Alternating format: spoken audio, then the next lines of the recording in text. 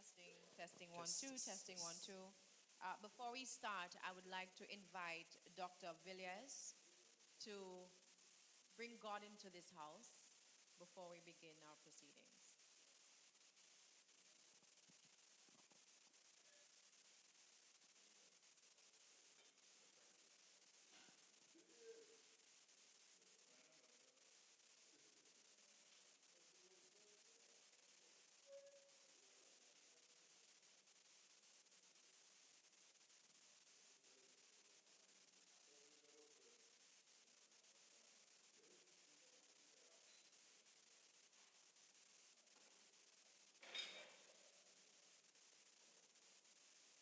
Not here. He's coming.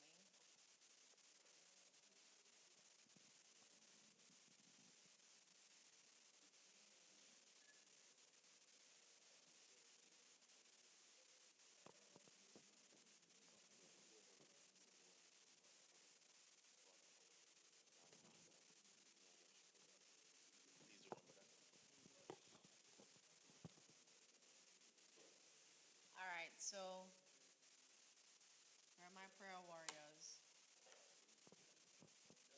Yes, because we need God in this house.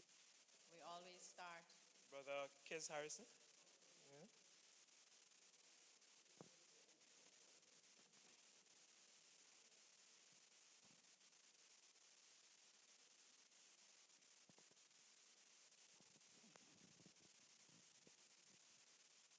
Having been given this responsibility at this very short notice, the good thing is that God is always with us. So I'm going to ask that we all bow our heads in prayer. Let us pray. Gracious God and our Heavenly Father, we thank you for all who are gathered here. We thank you for the very special reason that we're gathered as we seek to get a better understanding of what you have laid on us. As we continue to delve into the mysteries that you have afforded us and the privileges that you have given us. We ask that you will be with us throughout the session, that you will guide the actions, the words of those who will be presenting. We thank you for those who have devised and have come up with this wonderful presentation from which we will all benefit. And so we ask your presence throughout, and that you will guide all of our actions, and that you will be with us. This we pray and say thanks in your holy name. Amen. Thank you so much. Thank you, Brother Harrison.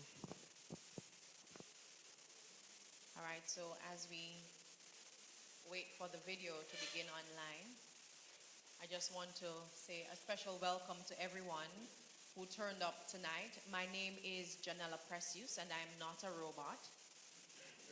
And I say that because I find that this forum here this evening is very timely. By show of hands, how many of you have had to answer that question? I am not a robot. By show of hands. And I always wondered, why am I being asked if I'm a robot? Like, what kind of foo-foo question that?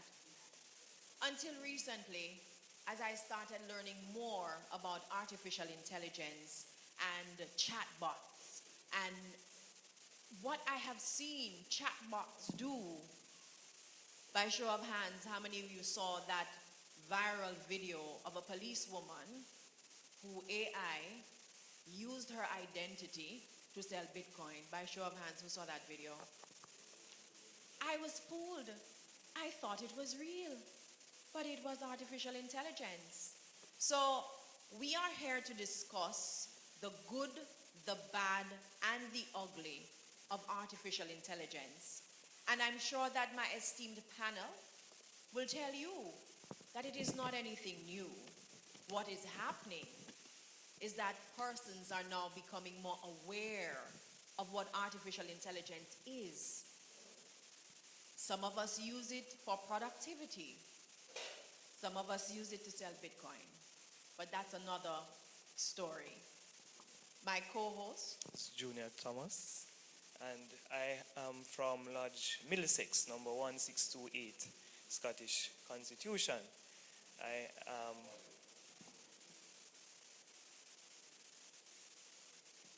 am your co-moderator for this evening, and I will be representing Freemasonry in general. Thank you. Brother Dr. Courtney Palmer, Right Worshipful District Grandmaster. Brother Wayne Robertson, Right Worshipful Master, the Glen Lyon Lodge. Worshipful brethren, brethren all, members of the panel, ladies and gentlemen, welcome. I'm sure that you all can't wait to hear what our panelists have in store for you tonight. And they were chosen very, very diligently, and I'm sure that you have a lot of questions. But what do we have first? Firstly, we would like to ask Right Worshipful Master Brother Wayne Robertson to do a citation for Brother Howard Constantine Ennis.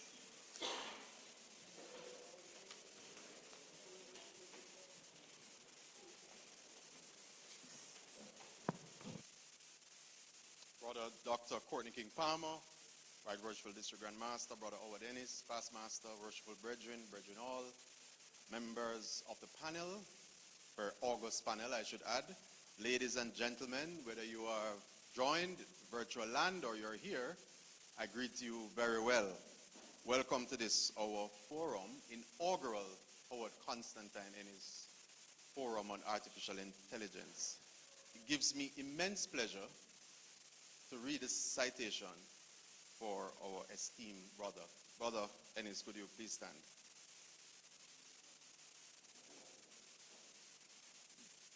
Brother Howard Constantine Ennis, past master of the Glen Lyon Lodge, number 346 on the roll of the Grand Lodge of Scotland, has given over 40 years of service to his community and society in general, through his activities as a businessman, philanthropist, and a Freemason.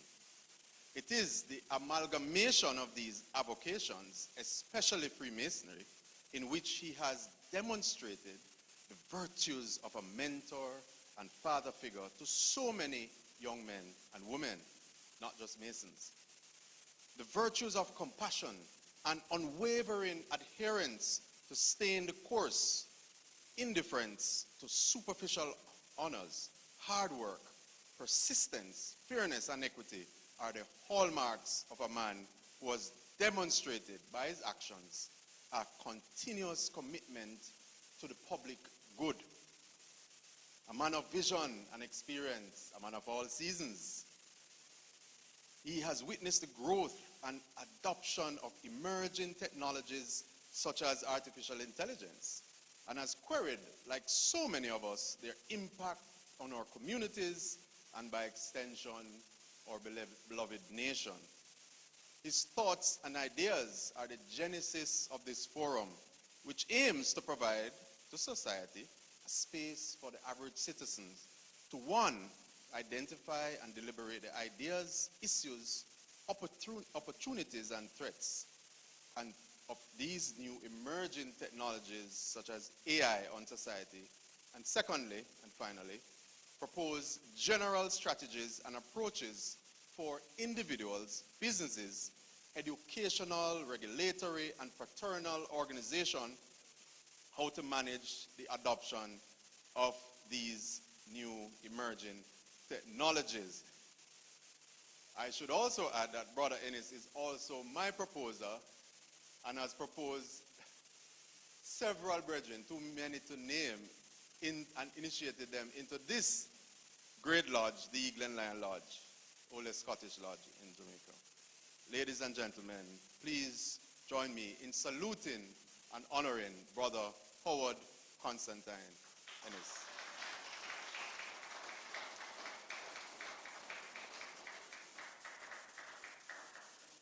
We also call him Mr. Glen Lyon. To be remiss of me to not add that. Ladies and gentlemen, brethren all, welcome to the inaugural Howard Constantine Ennis Masonic Forum.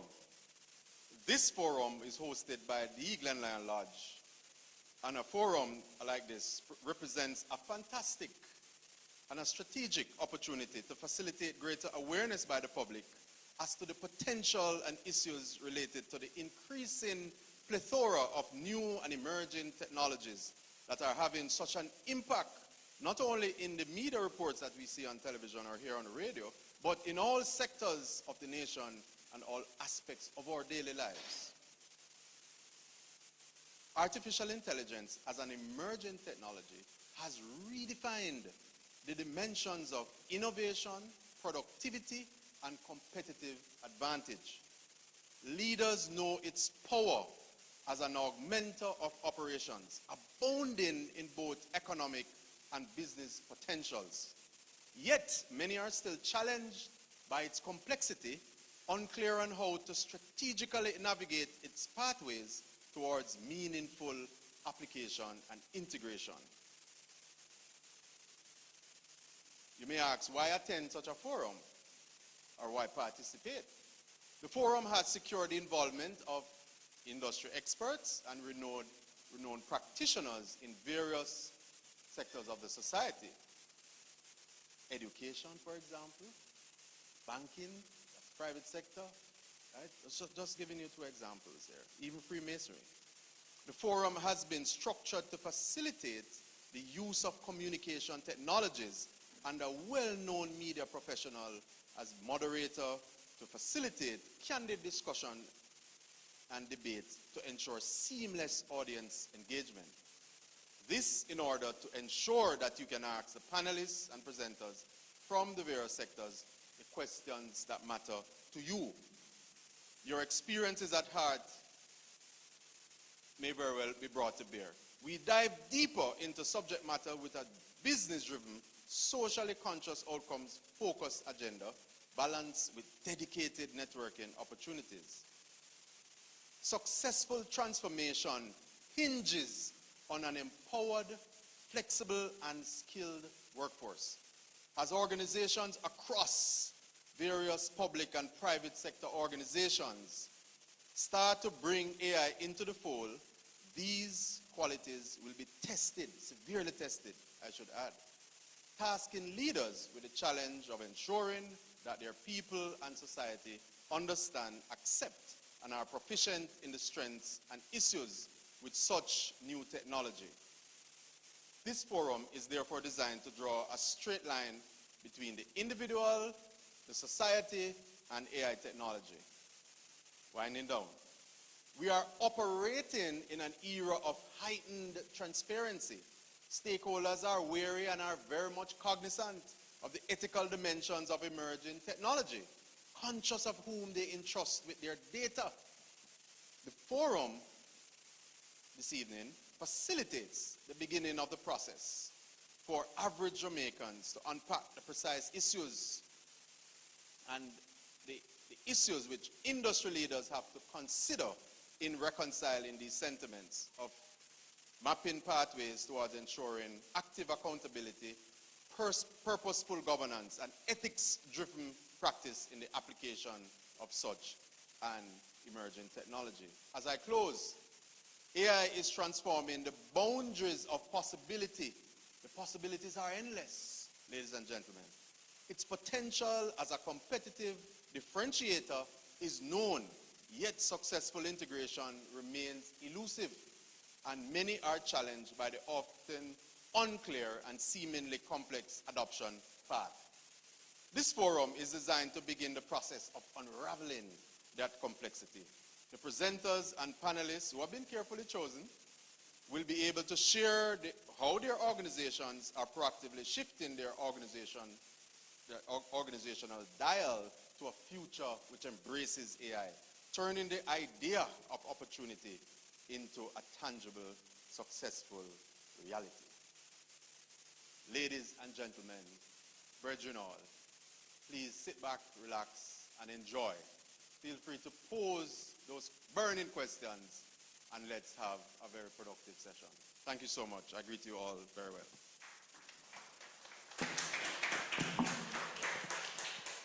Thank you very much, Right Worshipful Master. We'll now invite our District Grand Master, Right Worshipful Brother Dr. Courtney King Palmer, who will now bring greetings.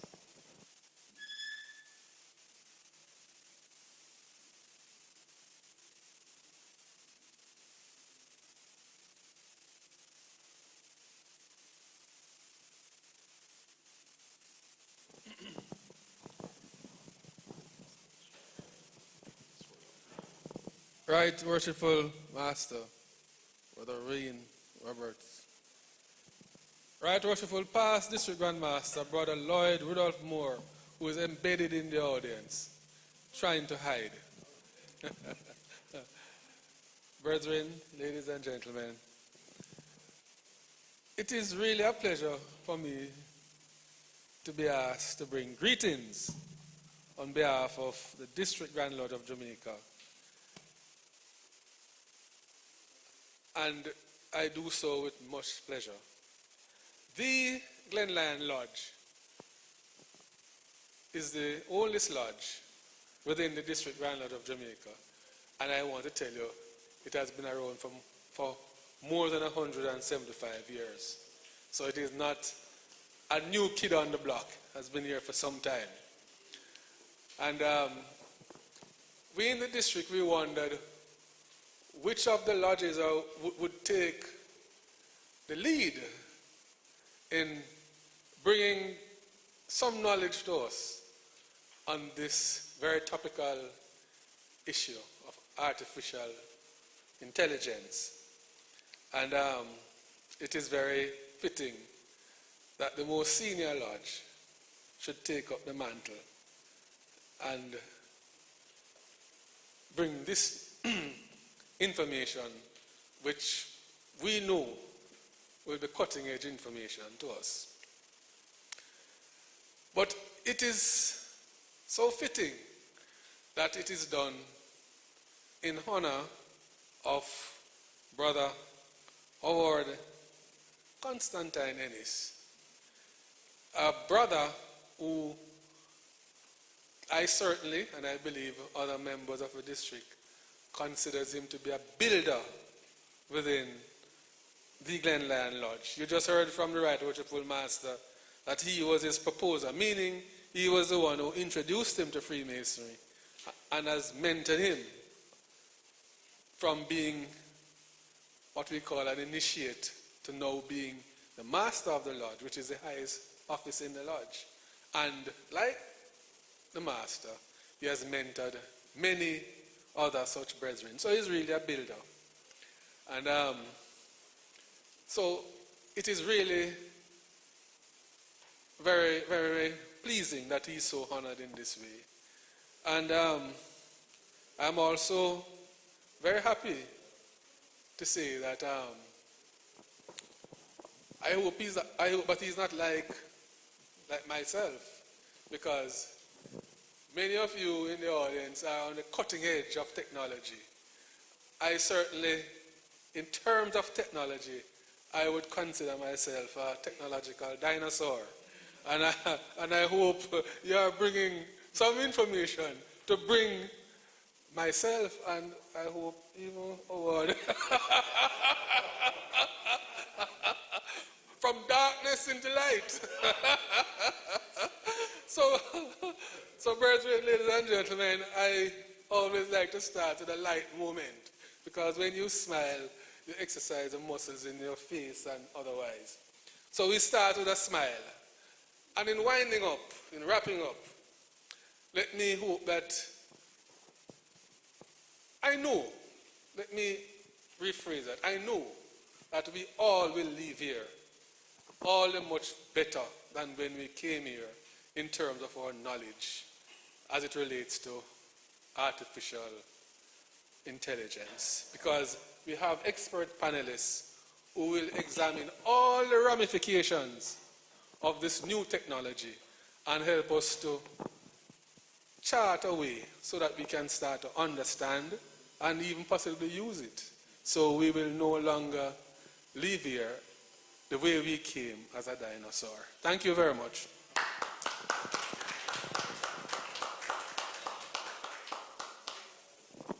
I implore you, please do not fear the technology. It is very useful.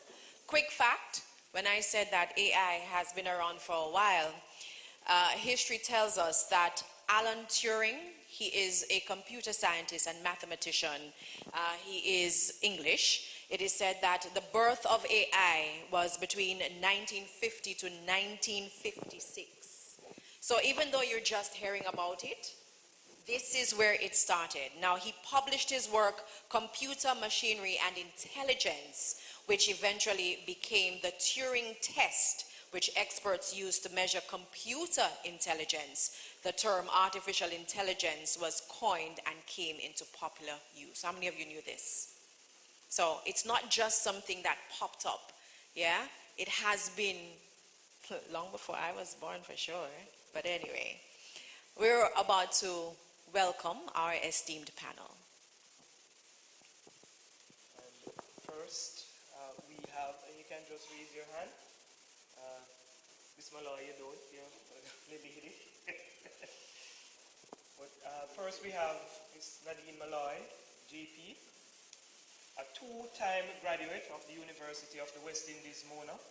Miss Malloy has additional graduate qualification from the Andrews University, Berrien Springs, Michigan, in secondary education administration. She is a proud past student of the Marymount High School for Girls in Highgate, St. Mary. Ms. Malloy obtained her teacher qualification from the Church Teachers College in Mandeville, Manchester. She was a two-term president of the Jamaica Association of Principals of Secondary Schools and also LASCO MOEY Principal of the Year 2019 to 2010. A service and community-minded individual, Ms. Malloy has served and continues to serve on national boards. She is responsible for returning to Jamaica, the first full copy of the Marcus Garvey trial documents, while she served on the Jamaica National Heritage Trust Board, an institution of Jamaica Council. She is currently a director of the Gleaner Media Company Limited, the Barbados-based CXC charity, and the Jamaica Publishing House Limited. Sheldon Powell. Sheldon, a serial entrepreneur with many successful businesses to his credit. He is currently the founder and CEO of Innovate 10X, a leading digital transformation firm based in Jamaica.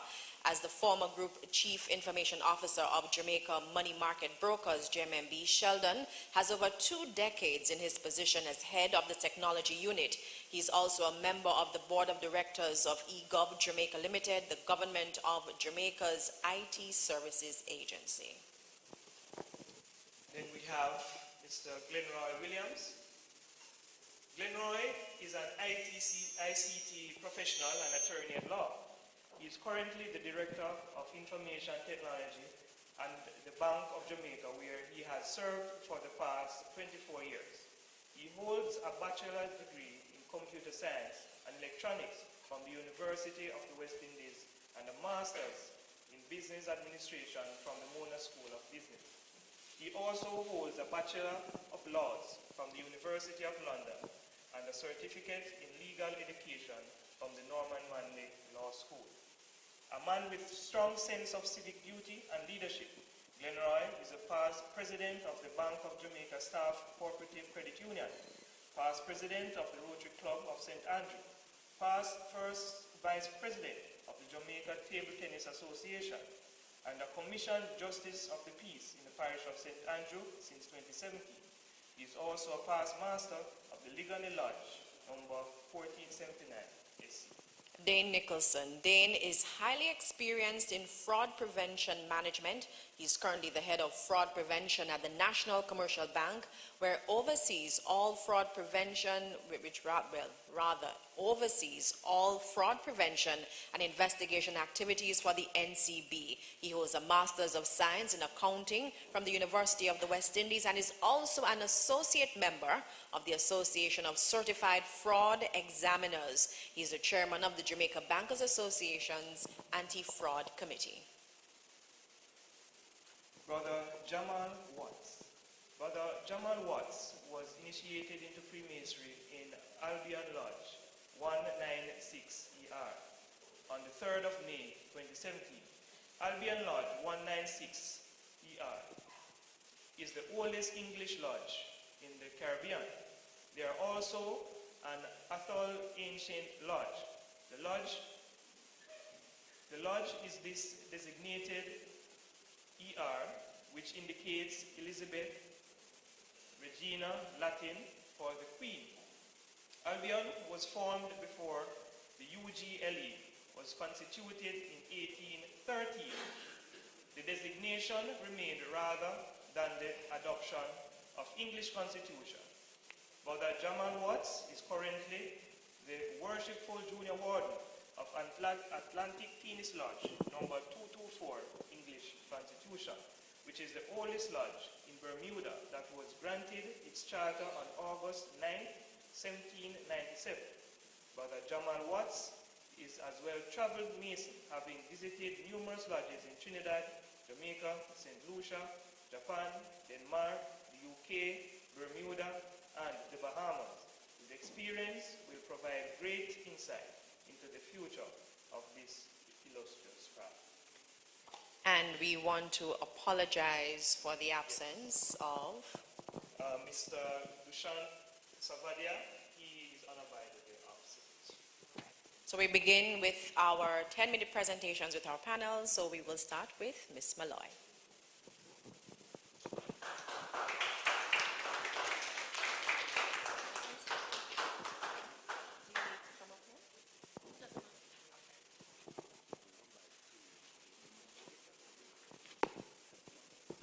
Thank you very much, Mr.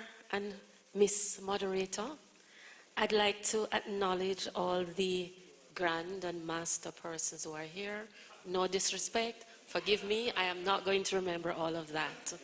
So I greet everyone well with all the due protocols that you are deserving of. I greet my fellow panelists as well. Ladies and gentlemen, good evening. I want to thank my friend to my right. I'm not sure if I'm really thanking him seriously though, because he told me I had no option, I had to do this presentation. But I thank him for the opportunity, because one of the things I have found over the years is that as I do these presentations, new thoughts come to me. As people ask me questions and I struggle to answer them sometimes, it sends me back to the drawing board and gives me an opportunity to do a better job and to lead in a little better way the next time around. So I want to start by sharing with you how we are looking at artificial intelligence at Arden High School. And I dare say, in conversation with many of my colleague principals, some of what they're thinking about as well. I also come with a background as a teacher librarian, and I got into librarianship just as technology was beginning to get into librarianship. Before it was just doing all those Dewey Decimal things that I don't think I remember now. It was a lot more difficult to get into the stacks and find things and so on. So I got into librarianship at that stage. And so I started out as a librarian being very, very interested in what happens with the technology and how technology can be used in a school. So it started for me setting up a library, or two libraries as a matter of fact, one at Buff Bay High School and more recently in the last 10 years, one at Arden High School that I think remains the premier library in a secondary institution in Jamaica. Of course, to do that, I had to have some cash to care, and the persons who were willing to go to walk that walk with us. Now, AI is nothing new, as you heard. It has been used for a very long time. Almost every time over the years that you have gone onto the internet to do some research, you're using AI. Yes, it's always been there. I remember a few years ago there was a RJR group retreat, and in that retreat we were presented with an article written by artificial intelligence and one written by a reporter. And it was split down the room with persons saying which one was written by artificial intelligence and which one was written by the reporter. And most of us were wrong.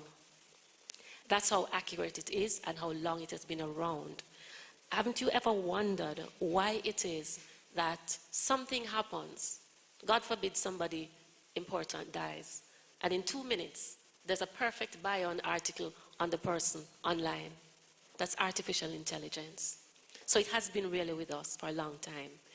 The question, we looked at our management retreat, our presentation was entitled Generative Artificial Intelligence, New Dimensions in Teaching, Learning and Assessment. We tend to forget assessment when we think of education. So we were tasked with the responsibility now as a school that has fully embraced technology. Some of you would know that COVID closed the schools in March 13, I think it was, a Thursday, and Friday the 14th, Arden was fully online with teaching, learning, and assessment. It came with quite a bit of a preparation, understanding that technology, ICT, was now the main driver of communication, production, and anything else you want to think of in the various industries. And I posited to our teachers and parents, and I had the students on my side, even though they wanted to take the technology where I didn't want it to go in some instances, that this is what we needed to embrace, because this is how we were going to have maximum engagement with our students. It took a little while, but by the time COVID came, we were far enough down the wicket to be able to integrate and to start teaching. The only challenge we had at that point in time was a few students did not have devices and there was some connectivity issue. So we are at artificial intelligence now. We know that we can do all the online stuff. The teachers know how to teach. The students know how to cheat on exams and all of that in the online space. So is artificial intelligence a friend or a foe?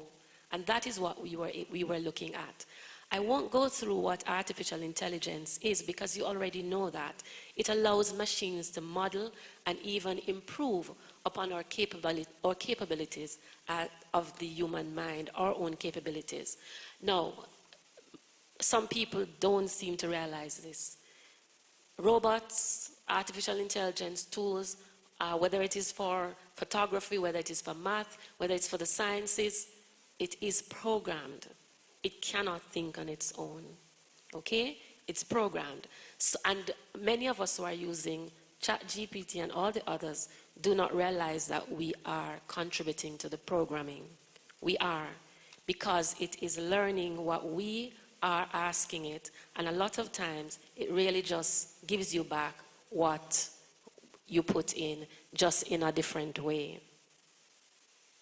My paper is sticking together, okay. So, friend. How is it a friend in education? Engagement is one of the first things that we can think of. Our young people, and we have a lot of younger teachers in the system now because of migration, they are more engaged when they're using the technology. We know that we can generate a lot of resources because we can upload things to the AI platforms. When you ask questions of it, it goes off and does the people who do the programming, as I understand it, they go off and they do the research, and before you know it, you can get that information. When we are doing things like creating lesson plans, and this afternoon we just went through a long, well, not that long, we went through an exercise where we showed our teachers, demonstrated to our teachers how you can use AI to plan lessons. The next step we're going to be looking at is how we're going to be showing and guiding our students how to use AI in an ethical way. There are administrative tasks that we can use it for. There's grading and feedback. Not so much with the extended writing exercises, but with the more short answer type questions. The feedback is instant. I remember the first time we used the technology to have our students do tests. They were just simply amazed. They didn't need to wait on us to get the feedback for how well or not so well they had done. There is language learning and practice, but we have to be careful with the language learning and practice one, because the version of languages that we use in this region may not necessarily be the one that they are accessing. So we have found that when our students go to do the oral exams in particular, they have challenges because the pronunciation is different. Of course, they also go on and they try to do translation. And you know, when you do Google Translate, it's a word-for-word translation, and sometimes it can be quite hilarious and ridiculous. When I'm talking to my young men, I usually say to them, be careful you try to lyrics a girl in a foreign language, you know, because you might be telling her that she's ugly one, you want to tell her, you tell her that she's pretty. So you have to find ways in which to engage them so they understand what is happening. Okay, continuing, creativity and exploration. The students, you can have situations where the students do their own essays. I had my own experience with it, their own outline. They could go to ChatGPT or any other one that they're using. ChatGPT is going to become like Jerry Curl now. It's going to become generic. You go to the AI and you can ask for it to give you an outline, to give you information, and then you do the comparison. One of the things, what I share with the students and share with our younger teachers is that in this scenario, you better have your knowledge base.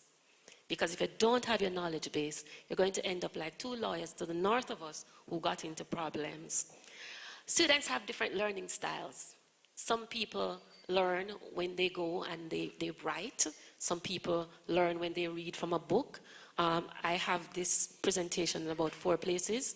If my papers had fallen and got wet, I would go to my phone, and hopefully if my phone had died, I could have gone back to my paper.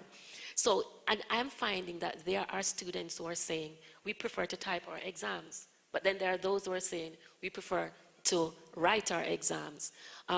We ended up not being able to do the long paper exams at CXC this year. We do all our exams at Arden online. They're all typed. And a student came to me and said, Miss, can you record a message for me to send to the registrar at CXC? And it was a scorching message to tell the registrar how backward it was that we were not given the provision to do the long paper.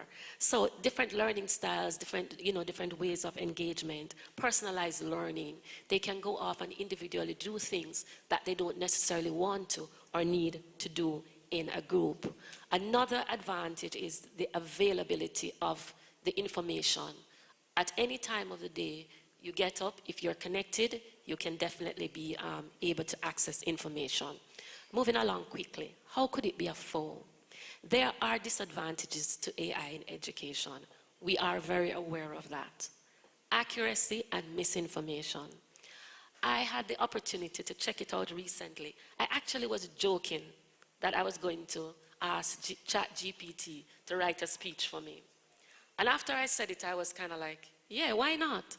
So I had outlined the speech already, and I went to ChatGPT to ask, put in my topic, and I got a nice, perfect outline.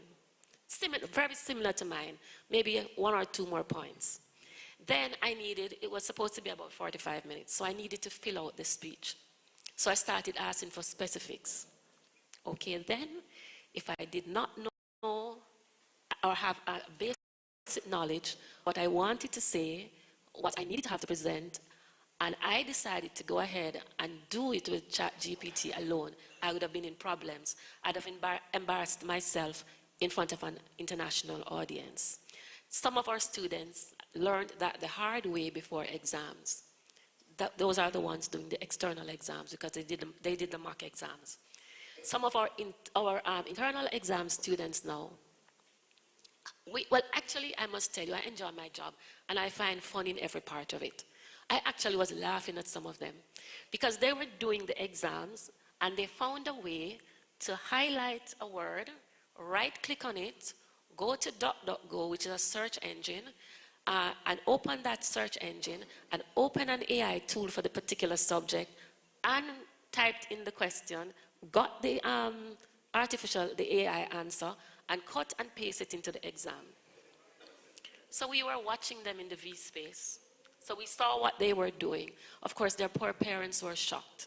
I know that my students are smart, so I wasn't shocked. We had the first time we were going to do these e-tests, we had students hack into it. And we didn't bother to say anything to them. They wanted to go into the exams, so we just shut down everything. We think we did it for 24 hours, rebooted, and came back. And I'm sure the person was walking around very nervous, wondering if I found out who it was. But it's all right.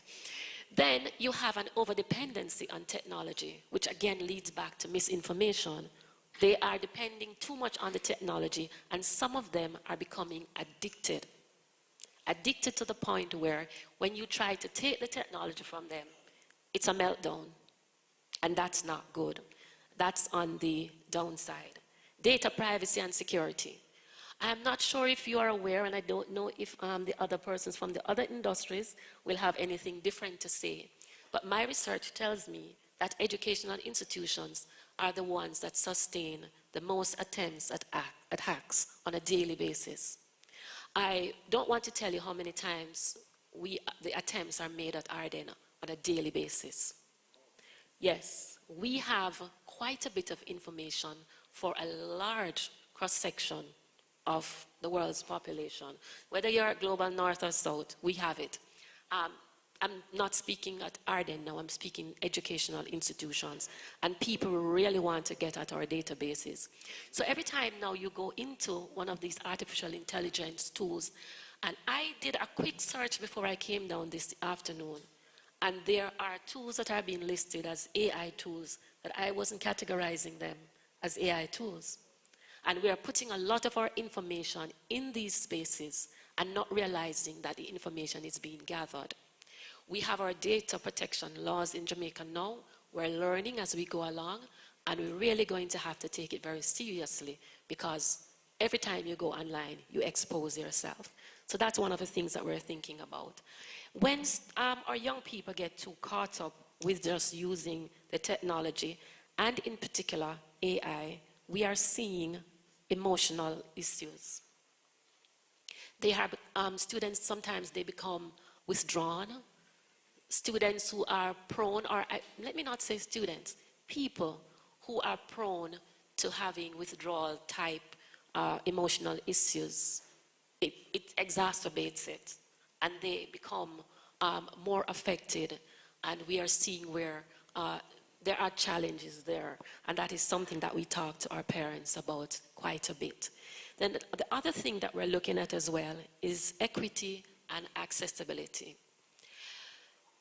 You can access the technology at Arden for a number of reasons. We do have a very good network system. We have like about 99% coverage on the campus. We do have additional devices that we can loan to students. But we're very aware that when they leave Arden, they may not be able to have that same kind of access. And that, of course, is, when you go to other areas, when you go to other schools where the resources are less, you will have that challenge. And I don't know if I'll get into trouble for saying this, but the internet access that is provided by the government, as you know, it is limited and it is not always stable. So there is the equity and the accessibility issue. Then there's job displacement. That never worries me. Not any more than I have to plan how to replace. It really never worries me because the jobs are going to shift to other places. It may take a little time and people don't like change, but it is what it is. Once, as we progress through the different modes of production and productivity and the various ways in which industries evolve, new jobs emerge. I am not concerned when I ask my students what it is you want to do 10 years from now, and they can't tell me concretely. Because the truth is, the jobs that they're going to be doing, we can't imagine that job. And I like to talk about H.G., I think it's Wells, the time traveler, the time machine. He goes away in the time machine, he comes back and he tells us what is happening. And this is way before my time it was written. And he goes again in the time machine and he doesn't come back. My interpretation as a student of literature is that he can't tell us what the future really holds. And that's a message that we're getting there. And we are in that same space right now. Literature is the best subject. Of course, there are the ethical considerations, right? The students who cheat, when is it that you're infringing copyright? When is it can you really quote, it's not quote, reference, can you really reference ChatGPT? Whose work is it that ChatGPT is giving to you? And what about when ChatGPT gives you a reference that does not exist? There are all of those ethical considerations. There are ethical considerations for the students my lovely students who thought we weren't watching them in the V space. We actually had one student, I don't know how she got the connection. She stayed home and did the exam from home.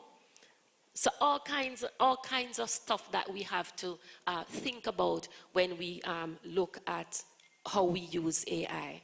So there are, of course, the legal and ethical considerations, and pretty much those are the conversations we're having. Just one other thing I'd like to add as well. We have a lot of policies that are personalized according to the school that you're in.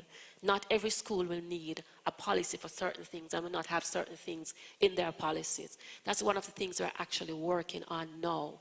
How do we adjust our assessment policy to include, we had technology in it before, but technology has taken another leap. So how do we do that? In our handbook, have we covered cheating? Have we covered all of the devices that we need to cover in our technology policy, in our BYOD policy?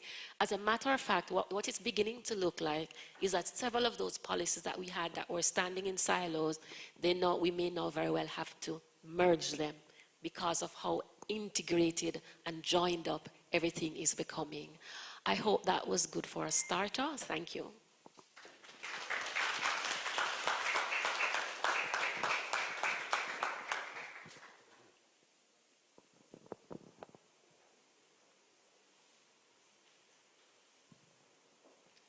All protocols observed. Good evening. Thanks for the invite to be here. So I'm Sheldon Paul from Innovate 10X, and I'm also director at eGov, and I'm supposed to speak about artificial intelligence in government. I think I should spend a couple of minutes trying to demystify AI just a little bit. You know, as inside the room and as trying to recognize a few people and how we learn. We learn sequentially, right? And I'll speak to you about how the AI is learning, call it in parallel, right? So I look around the room, I say Lennox, and I remember Lennox him in finance, and that's all I always know about Lennox. That's my brother Chris from football, right? And a couple other people I recognize because I put something attached to them. Glendon I know in IT from a long time. McDonald I know you're a Berger man. Now, with the AI, we put information in a computer to help us to remember things as well. Because when we go into the computer and we search it anyway, we get back information because it's indexed. Now, what is happening? The storage costs, processing speed of computers on an annual basis doubles, right? And you call it that we have an infinite amount of storage now, and you have quantum computing, so there's just enormous speed, and there's memory. So what happens is that, and because everything is digitized, when you go to a library, you read one book at a time, and you can only read, you have speed readers, might be able to read 2-3 books in a day. But most of us will probably take at least a weekend and move on to another book. And the book that was not intriguing, you're going to forget it as well. The computer does not forget. So just like when as long as your computer don't have a virus, you boot it up, the information is there, and it's intact, right? So you have all of these servers right now where over the years they're digitizing everybody. They're taking your fingerprints. They have your facial recognition. As in Dubai the other day. And what they do right now, and this is government using technology, is when you're speeding, because there are cameras like everywhere, so it knows when you're speeding, immediately it will send you an email with a license plate, with a ticket in Dubai right now. Right? And them give you a certain amount of days to pay, but because they have agreement with the banks, when you don't pay, it's either a loan the bank give you, because them put your account into deficit and taking them money. Right? No human intervention involved. You have a couple of days to actually dispute it. But my friend showed me he got a ticket, and when he showed the car, and it was raining, and his license plate, I said, boy, there's no way you could dispute this. So that is where it is. So just remember that, computer doesn't forget anything, and there's data sharing with countries. So when you enter all your information, I actually, when you try, I remember trying to leave Jamaica, and I want to book a one-way ticket, and they would not allow me on the plane, because as soon as I tried, I said, Mr. Paul, you have not booked your return ticket. I said, oh, you know that? I said, but we say we're all connected. No, I booked my ticket on one of those cheap ticket online, so I'm just wondering how the hell them know I never booked the things. I'm talking, there's so many ways I could have booked my ticket, but end of the day, they know. And then let me know that they want them allow me out of here, and I don't want to, they want to send me back to Jamaica. So right before again, because I was connected, I booked my thing. And as I booked on my phone, I looked back on the system and realized I booked my ticket right there at the airport in Jamaica. So we're all connected. Now, the other thing that's the demon with AI. I mean, you talk about the school.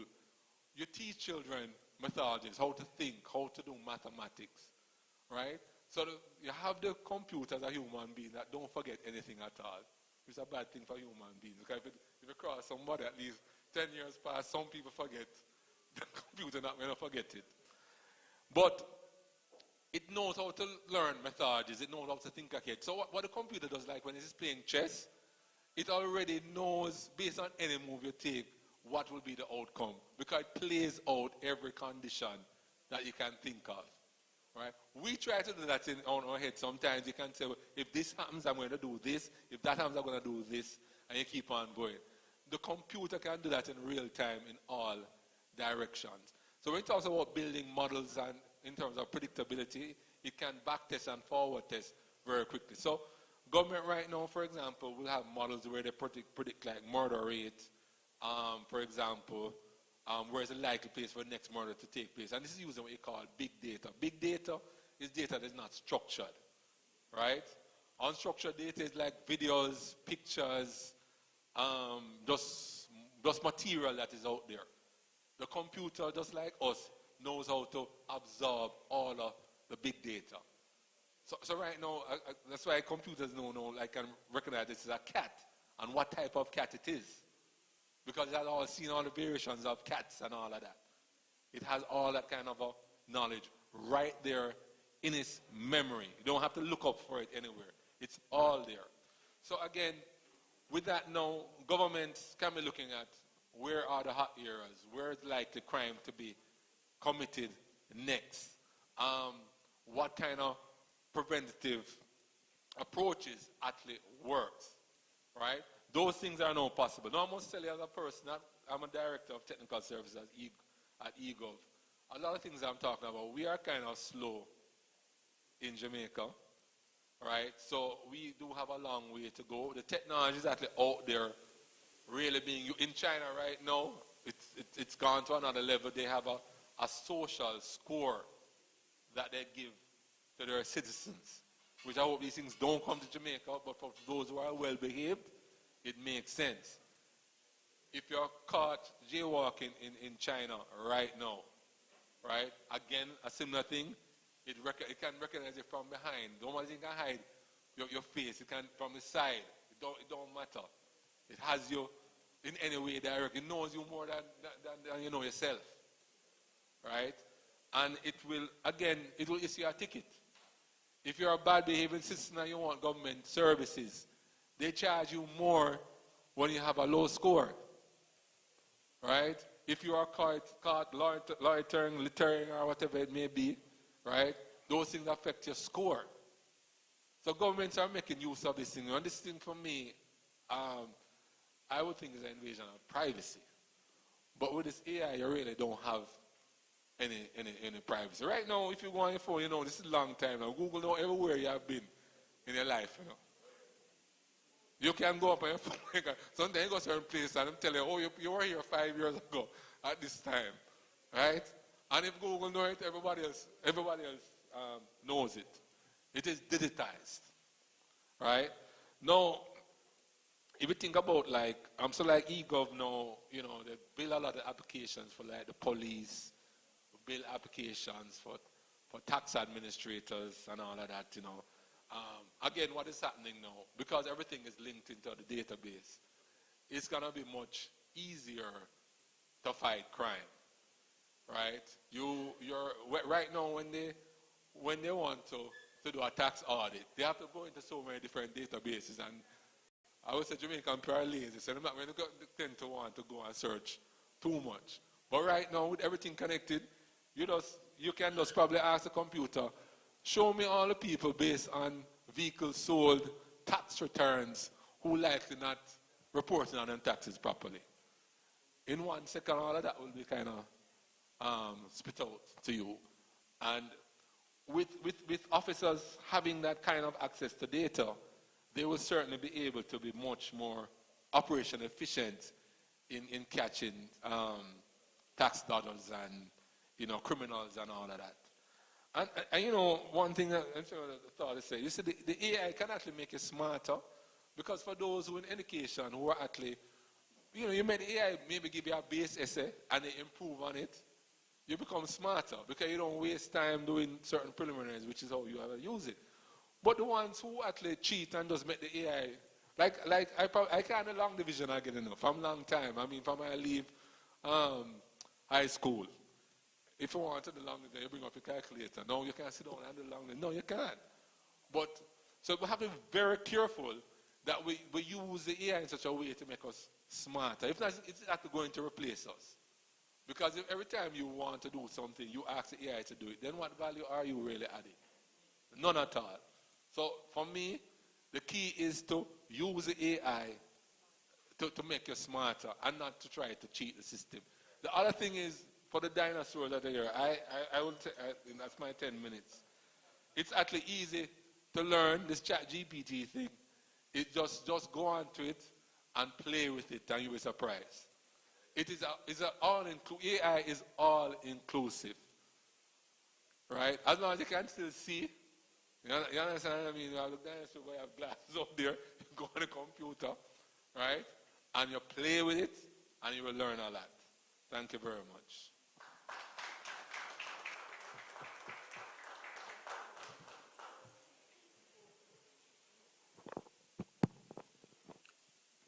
Good evening, ladies and gentlemen. I know the term all protocol observed is not necessarily one that we use officially, but this afternoon I think it's one that's most fitting given the titles that is associated with a lot of the distinguished persons here this afternoon. So my name is Dane Nicholson. I'm head of fraud prevention for NCB Financial Group. That means I'll touch on AI and banking and what that means for us in the financial sector. So like with all of the other sectors, AI has its advantages and it has its disadvantages for us. So one of the things that it will definitely do for us in banking is that it will definitely reduce our operating costs. It will also allow us to serve increased customer experience, because what we'll do with that big data that was referenced earlier, it will allow us to learn customers' behavior so that we can better serve our customers. But coupled with that is that fraudsters will also use it to attack us a lot faster with which they execute their devious activities. So Janella would have made mention earlier about accessing the internet and clicking on a little box which says that I'm not a robot. That technology has been around with us for a number of years now. I know it has been a nuisance to a lot of persons when these images pops up and for you to identify, is this a bridge, is this a cat, is this a bus, what it is. But one of the primary purpose that is served for us in banking is that it allows us to reduce the probability or the possibility that fraudsters would use it to execute what we refer to as brute force attack on e-commerce merchant. So you will have your credit card in your back pocket sitting here, and you'll just get an alert to say that an attempt was made on your card in Russia or in China. 9 out of 10 times, that might be an AI-powered fraud application executing a brute force attack. And simply put, what a brute force attack is the 16 digit of every bank credit card is available on the internet. That is not a secret. That is public knowledge available to everybody. So if you want to know what the first 6 digit of Bank of America, Platinum, Visa, MasterCard, American card is, you can just go on the internet and Google it. What fraudsters do now is that they use AI to allow them with that first 6 digit to guess the other 10 digits of the card with the expiry date and the CVV to execute the brute force attack. So that is one bad that AI will impact financial institutions. It will allow fraudsters to execute their devious activities a lot faster on us. One of the other activities that it will do also, I'm certain that a lot of persons would have been familiar with the term phishing, smishing of lately. That term has become popular in Jamaica. AI will make those type of activities a lot easier for cyber criminal to execute their smishing and phishing attack. And you would have heard about the video where the police officer sold some bitcoins. I remember about 3 years ago when we had, even though this matter is just coming to public domain, I remember about 3 years ago when I investigated the first such instance where an individual reported to the bank that their internet banking profile was compromised. And from that investigation, it led us to, it all started on Instagram, where that individual visited, saw some activities for sale, clicked on a link to purchase some things. It asked them to validate their credentials, either logging in through your email or through Facebook. And once they provided all those information, that was the beginning of a slippery slope. So what AI will do for persons like those, you'll see a lot of deep fake videos, because banks have to move.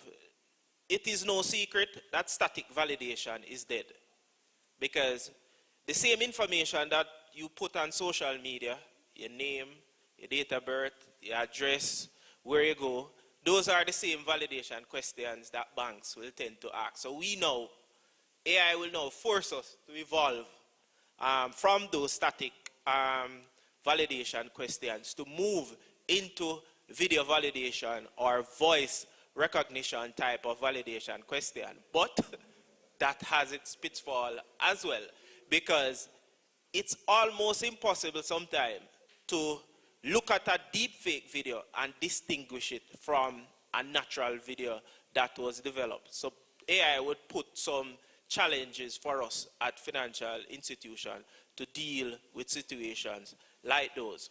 But if, as financial institutions, we aren't using AI, we are 10 miles behind the 8 ball, because fraudsters are already using it against us. So we have to use it to ensure that we are able to protect our customers. One of the difficulties that I had in trying to put together what to talk about this afternoon was the 10 minutes that was given as the period. Because when you ask to speak on fraud, it's like go to church and ask pastor to do a short sermon. You know, that's not possible any at all. So that was one of the difficulty I had, because there's many things that we could discuss around how artificial intelligence will further enhance or make it more difficult for especially senior citizens around, where fraudsters will have the ability to easily take over these persons' identity and either create internet banking profile for those customers who don't have access to internet banking. Because one of the things that us as bank also have to do is to move away from email and SMS notification as the push is made to this digital space, to ensure that we protect the most vulnerable amongst us in the society, to ensure that those who are vulnerable are not necessarily fully technologically savvy. I won't refer to anybody as the dinosaur, but if we don't ensure that we put proper security protocols in place, the most vulnerable amongst us will be the one who has the most expensive financial burden to bear as it relates to this AI push. But it is absolutely the way of the world. We have no turning back. I know persons are up in arms about the banks going digital and taking customers out of the banking hall, but it is the way of the world. The best place to do banking is online. You can do it in the comfort of your home. You don't have to come to the bank and join any line. What it will also allow us to do is to learn your pattern. When AI will allow us the capability to identify, let's say for example, I only log on to internet banking 6 o'clock in the morning.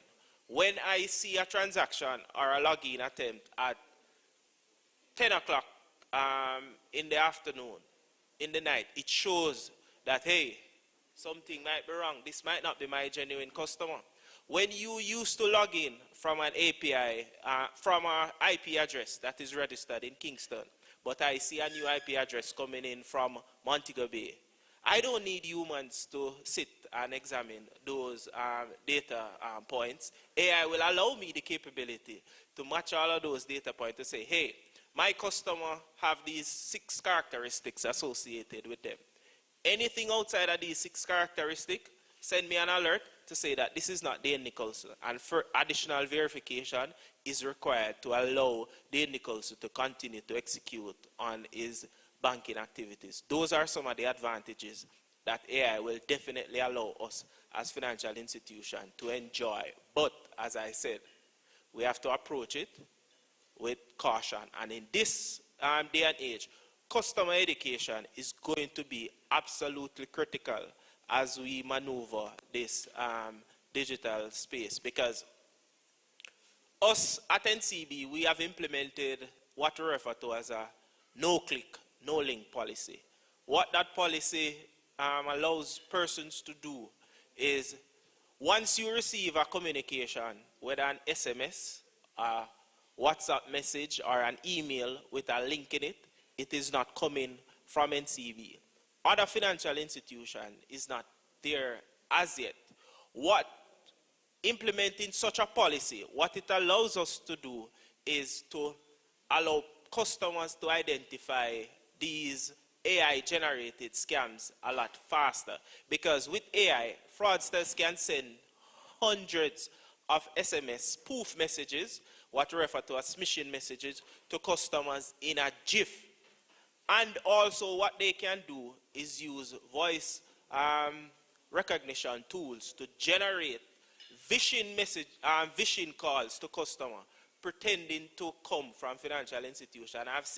I've received many phone calls from customers who say that they receive calls from the bank saying that Dane Nicholson calling them to verify certain transactions on their account, and in order to stop it, they need their password, they need their username, they need their token code, they need the 16 digits of their card number, they need the CVV of the card. Those are things that AI would allow fraudsters to execute hundreds of those campaigns in a minute. So customer education will be the number one tool with which us as bank will have to use to protect our customers against this, the disadvantage of AI. But there are a lot of advantages associated with it. As I said, there are many things that I can touch on tonight. If I start to delve into the other aspect of it, we might be here until tomorrow morning. So I'm going to spare you and be a good preacher and stop at this point in time. So thank you.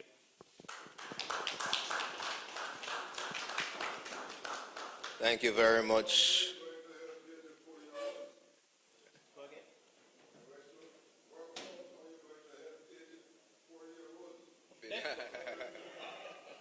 Thank you very much, Dane.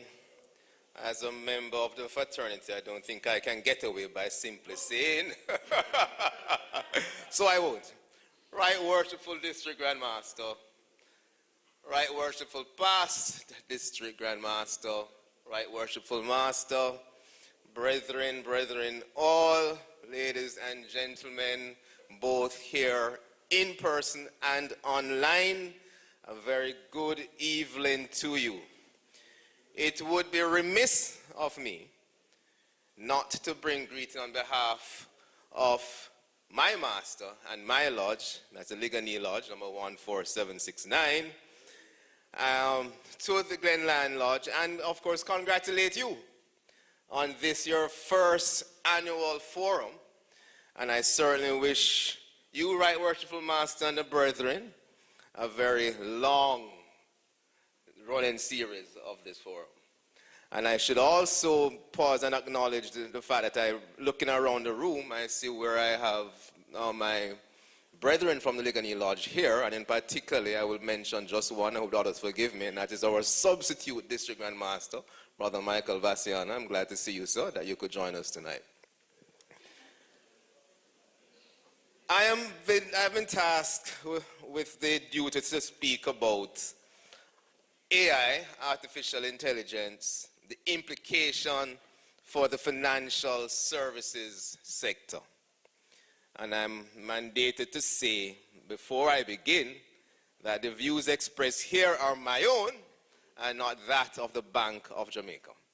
All right, so I have completed that duty.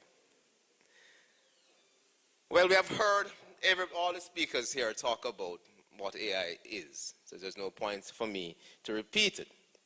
But simply to say that AI is here, AI has been here, and AI will be here for a very long time to come.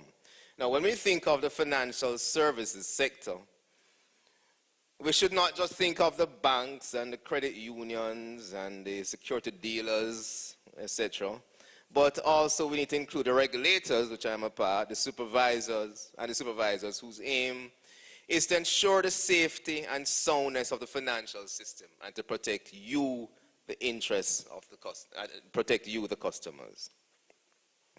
Now, according to Harvard Business Review, the world of finance is an obvious laboratory for exploring the potential effect of AI because information processing is the central function of the financial sector. Now, in January 2020, Cambridge Center for Alternative Finance published a very interesting paper. And that paper was basically the result of a financial sector survey in which they interviewed roughly 155 financial companies in 33 countries around the world. And what they found, simply put, was that approximately 64% of surveyed respondents anticipated using AI in all of the following categories. We heard Dane talk about fraud detection. AI is going to be the lead in there for fraud detection, where they use AI algorithms to analyze vast amount of data and identify patterns that are indicative of fraud activities. Risk management, risk assessment and management, another very big area where AI is going to play a huge role. AI enables financial institutions to access and manage risk more effectively. You have things like machine learning algorithms that analyze historical data, market trend, and other relevant factors to make accurate predictions about market fluctuations. AI is also going to play a huge role when it comes to trading and investments. AI has transformed trading and investment processes in many ways.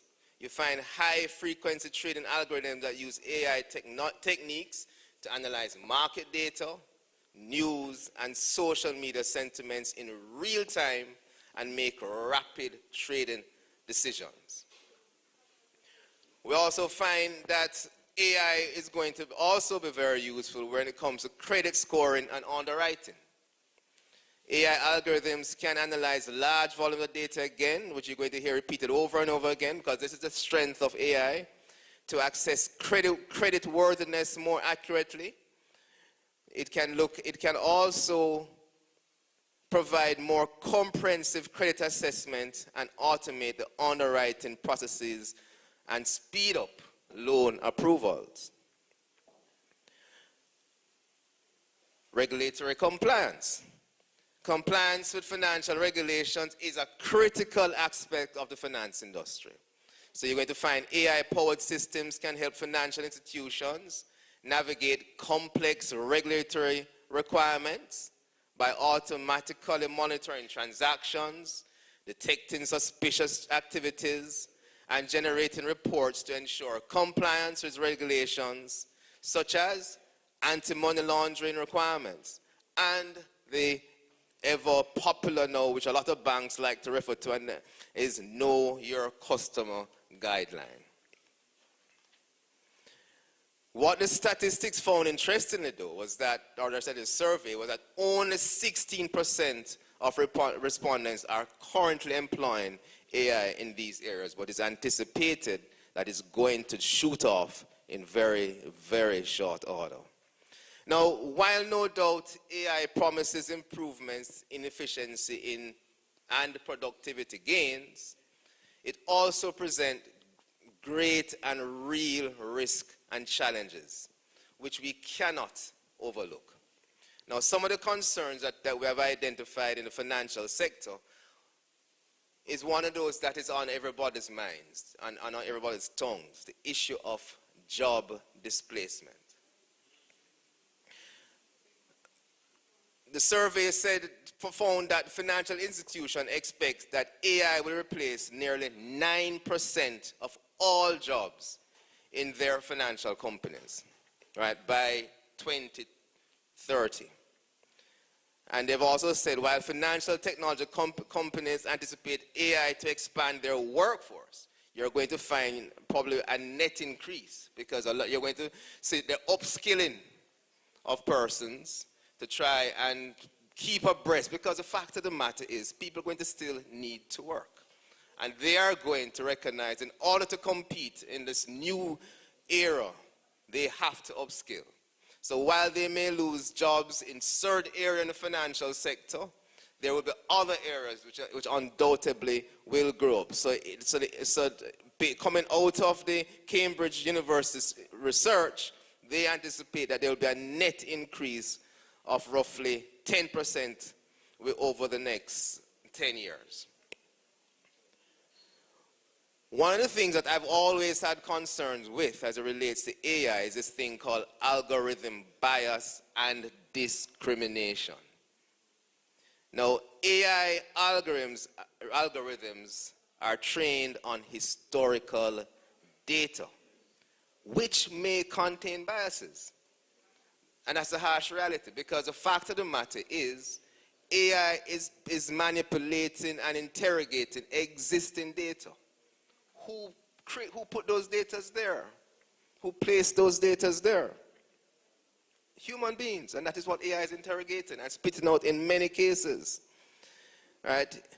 It is these biases that are not, if these biases, I should say, are not adequately addressed, AI systems can perpetuate and amplify discriminatory processes.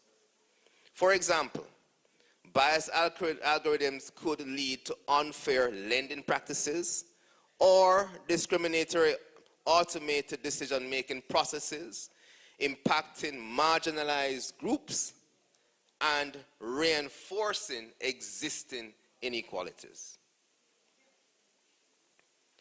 Also, another issue that we have to take into consideration is the whole question of lack of transparency and explainability. Many of the AI systems out there, particularly complex deep learning models, operate as what we'll call in the IT world a black box. What that means is that we have no clue what are the rules it uses in making its decisions. A lot of persons who employ those tools, those solutions, are employing it and not knowing exactly what are the rules it uses to make these decisions. So making it a challenge to understand how the AI system arrive at their decisions or predictions. Now, this lack of transparency and explainability can be problematic in highly regulated industries like finance, where clear justification for decision making are required. There's also the over-reliance on AI, and of course resulting in a loss of human judgment. This is one of the negative effects of AI. While AI can augment decision-making processes, excessively relying on AI systems without human oversight and judgment can be detrimental. AI is only reliable as the data it is trained on, and it may struggle with novel situations or unexpected events. So human expertise and judgment are still crucial to ensure responsible and ethical decision making. And then finally, I'll refer to the last challenge is the regulatory and legal challenges. Now, almost 40% of those surveyed feel that regulation hinders their implementation of AI, whereas just about 30% perceive that regulation facilitates or enables it. And interestingly enough, from the survey, is that the respondents said firms' assessment of the impact of regulation tend to be more positive in China than in the US and the UK or even mainland Europe. So in the United States of America, it was reported that federal regulators such as Consumer Financial Protection Bureau, Federal Trade Commission, Federal Deposit Insurance Corporation, and among others, have been in fact evaluating existing laws and guidance to determine how they should interpret to account for the advent of AI in consumer finance. And here in Jamaica, we saw where the Jamaica Information Services, they reported in their article on July 15th, 2023, that the government is in the process of forming an artificial intelligence task force whose main function will be to conduct research in the area and provide an evidence-based foundation for the development of a national AI policy. And I have no doubt, I know I'm not speaking out of turn when I say I have no doubt that the Bank of Jamaica will be a part of that task force. Now, regardless of the sectors and entities types, the quality of and the access to data and access to talent are considered to be major obstacles to implementing AI. Now, each of these factors is perceived to be a hurdle by more than 80% of all the respondents. Getting the right persons, the trained persons, persons who understand what is required of them and what is required of the system. That creates one of the biggest challenges to the full-blown implementation in AI for many institutions and many financial institutions around the world. And interesting enough, whereas the aspects like the cost of hardware and software and market uncertainty, these are less of a hindrance to implementing the AI technology.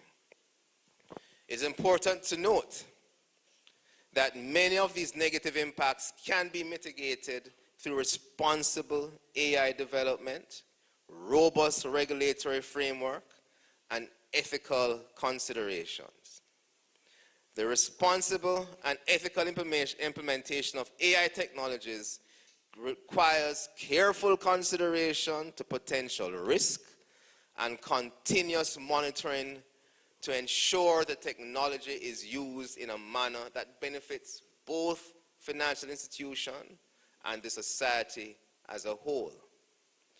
The financial world will no doubt be transformed by the use of AI. But what will an AI-dominated financial world look like? Harvard Business Review said or suggested that AI will transform some, but not all industries.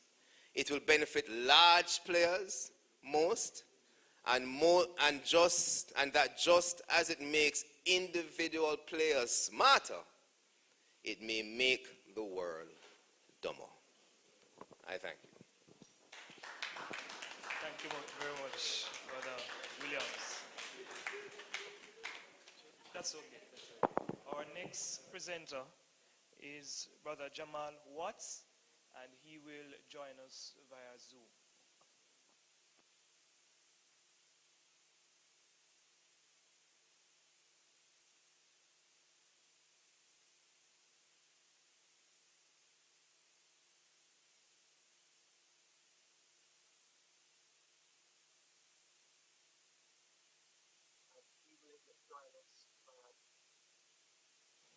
Brother Watts, can you unmute, please? Good evening, everyone. I'm hoping that you guys can hear me all. First and foremost, just like Worship Brother Glenroy Williams, as a member of the fraternity, I too have to start by welcoming and thanking the Worship District. I am on mute. Can you hear me? Hoping that you guys can hear me all. Yes, we're hearing you. Yes, I can hear you. Recording stopped. Just like Worship Brother Glenroy Williams, as a member of the fraternity, I too have to start by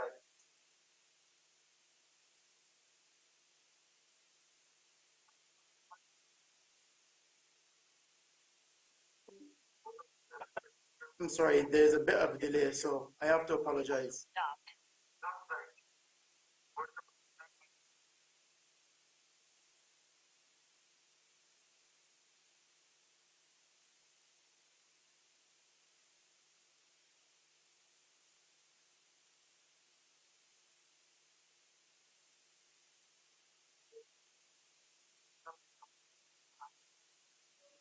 Brother Watts, you can Let's start over again. Let me start by thanking the Worship District Grand Master, Worship Master, distinguished brethren and brethren all, for inviting me to this Masonic forum, as well as my dear friend and brother, Worship Brother Wallace. Now, have been tasked with the responsibility of speaking in relation to Freemasonry and AI. Now, every speaker that has gone before me would have spoken more than 10 minutes. And being the last speaker, I will try my best not to bore anyone and also speak on Freemasonry as it relates to AI. I'm going to attempt to segment the actual presentation in 3 parts. 1 will be communication, 2 will be history and tradition, and thirdly, the future of Freemasonry in relation to the AI space. So without much further ado, let me get started. First and foremost, as it relates to communication, Freemasonry, for all intents and purposes, is considered by Masons a universal organization. We pride ourselves on the universality of many members across the globe, not only in different parts of the world in relation to distance between seas, but also languages and also cultures. Now, take for example this existing forum. Imagine if you and we were to extend this invitation to brethren and other invited guests globally. You have the situation of languages, you have the situation of tone, and you also have the scenario of culture. AI can enable us to synchronously bridge the gap between languages and tone. Therefore, for example, if it is that we are having a conversation to a Japanese, AI can certainly translate and interpret what I'm saying from English into Japanese, and vice versa. That Japanese participant, as he or she speaks, then it is received from my end in that such language. Now, AI can further enhance the experience by tones and also culture. So, for example, I'm going to give a very basic one. In Jamaica, where the word hush is often used and often exampled with sympathy. So, for example, if something is wrong, a Jamaican might say to you, hush. Their interpretation of it means that everything will be okay, relax yourself. If you ever use that word in Barbados, for example, it means don't speak, say no more words. Therefore, there is a cultural barrier there. AI, through the large language models, certainly can improve that level of communication as well as enhance such. Now, let's take it a bit further. Freemasonry, for all intents and purposes, we conduct our meetings, we have our rituals, and so forth. We also have communications between different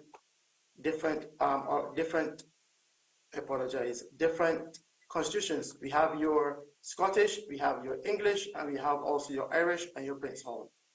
Now, and our meetings are often held in physical space where we all congregate at a temple, we conduct our business. AI, through leveraging the metaverse, can then translate our meetings and transform our meetings rather into a space where our meetings can be conducted globally. Of course, having said that, it means that such metaverse or such platforms will have to be authentically correct. It has to be laid out and structured in a way that is definitive to that particular lodge or that particular meeting you're having. Now, this is where I go to my next topic in relation to tradition and history as well too. Freemasonry is entrenched with tradition, is entrenched with symbolism and history. Now, for all intents and purposes, ladies and gentlemen and invited guests, Freemasonry is often referred to as a secret organization.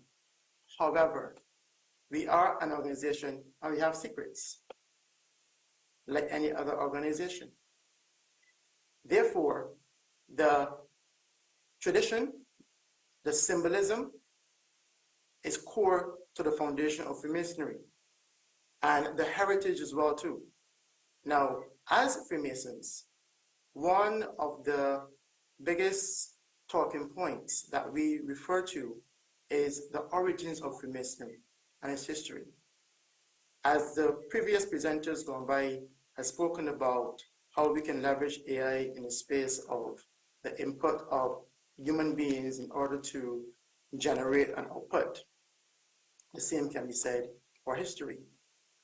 And it can also assist in answering those questions in relation to the origin of Freemasonry, also to other ornaments of the craft that we all have questions to.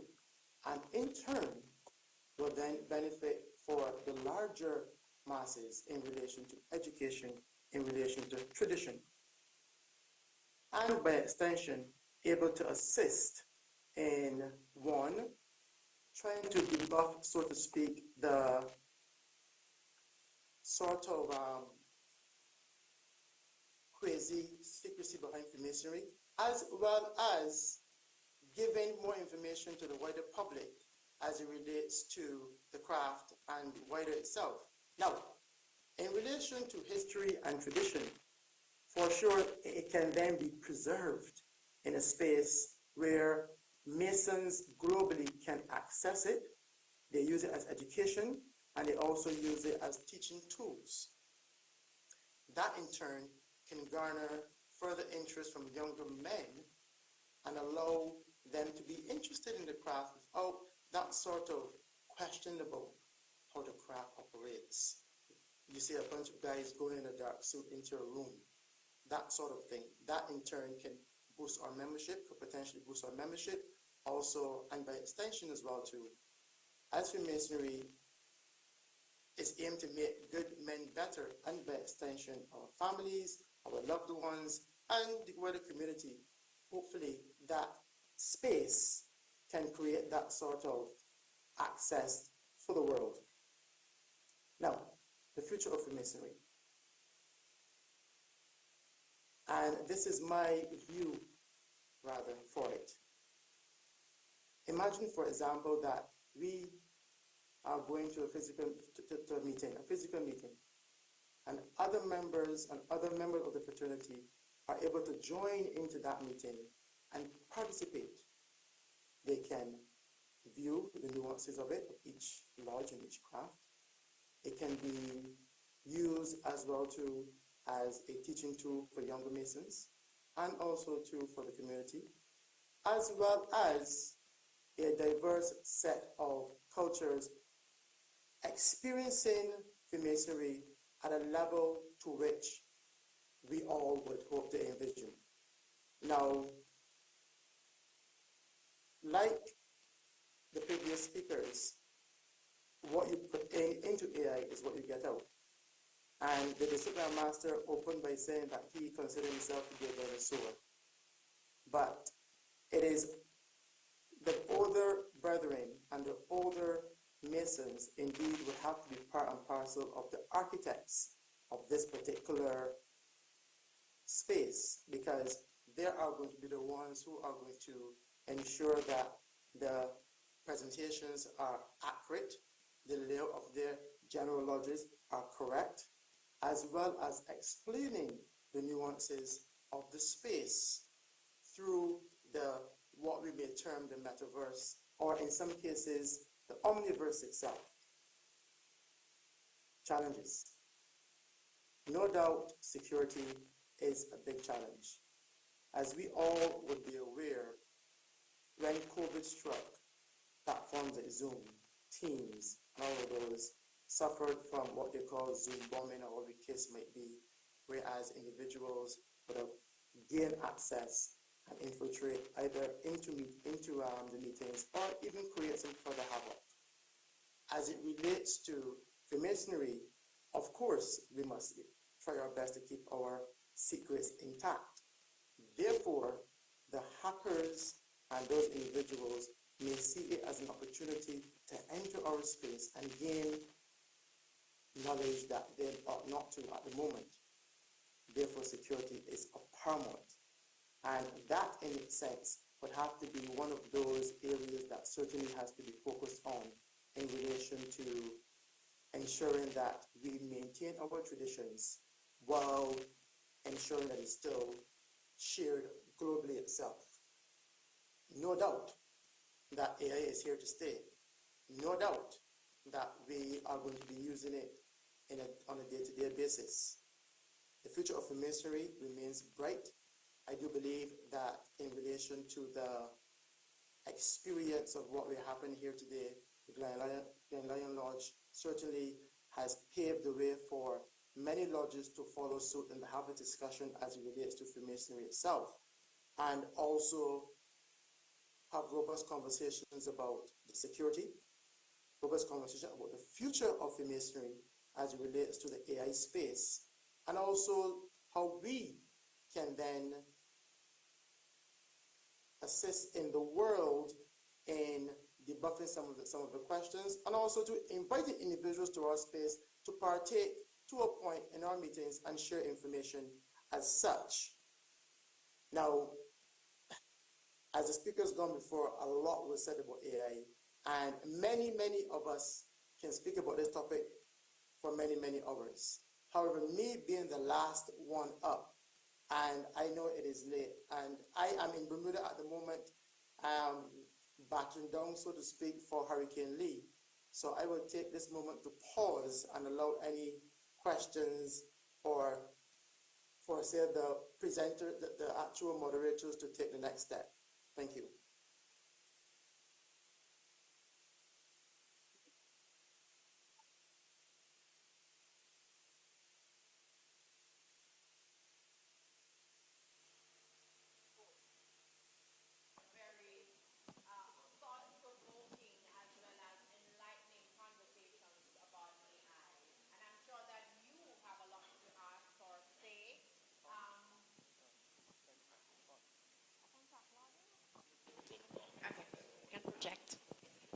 If you have any questions for our panelists, please raise your hand, but I will get the ball rolling. I have a question for Ms. Malloy. You speak about engagement of teachers and students, but what about parents, especially getting them involved, those who are not necessarily familiar with the technology? Because, you know, parents, we are the ones who hold our students, our children as well as the teachers accountable. What is your engagement strategy with the parents? When you join the Arden family, you have to be prepared to use the technology. Every student has his or her own login information, email address, everything. Everything is done online. We are working towards reducing constantly how much paper we use. So you don't get a report from Arden. If you want a report, you have to pay for it. If you wanted a printed report, you have to pay for it. So our parents are, and within a term of being at Arden, you are introduced to the technology, so you are able to get on. We have perhaps one of the strongest PTAs in Jamaica. It's very strong. They actually have an office at school. So, and we have constant meetings. We have a network of parent representatives, and we do a lot of training and share a lot of information with them. So it is a constant training as well, where it's necessary. If a parent is having a challenge navigating the system, we have a systems administration team with an awesome systems administrator who they are responsible for training people. So we don't just throw people in the deep end. Sorry, I didn't mention that before.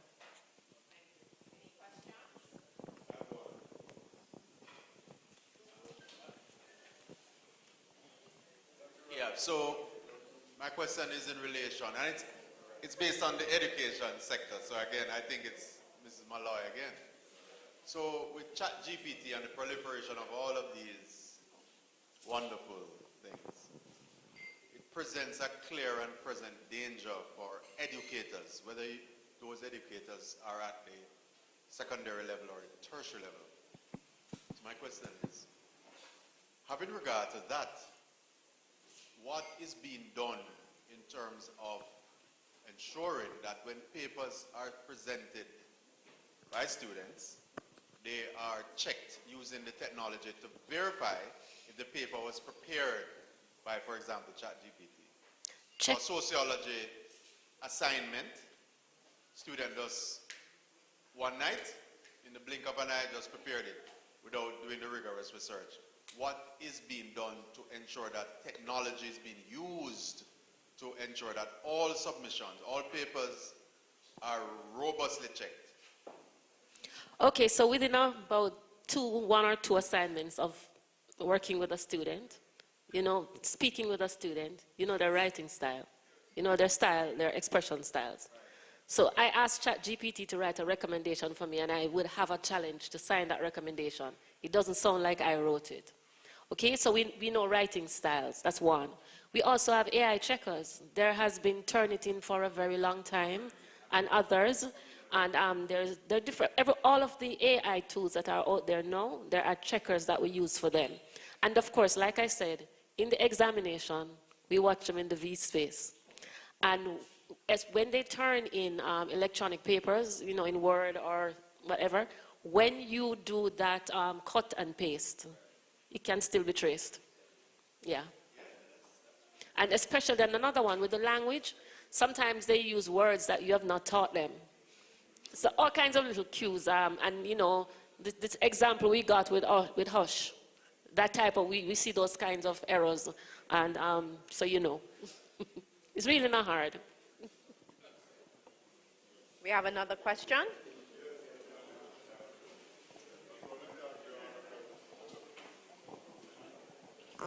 You hear me now? Yes. I just want to thank you all because I have learned so much.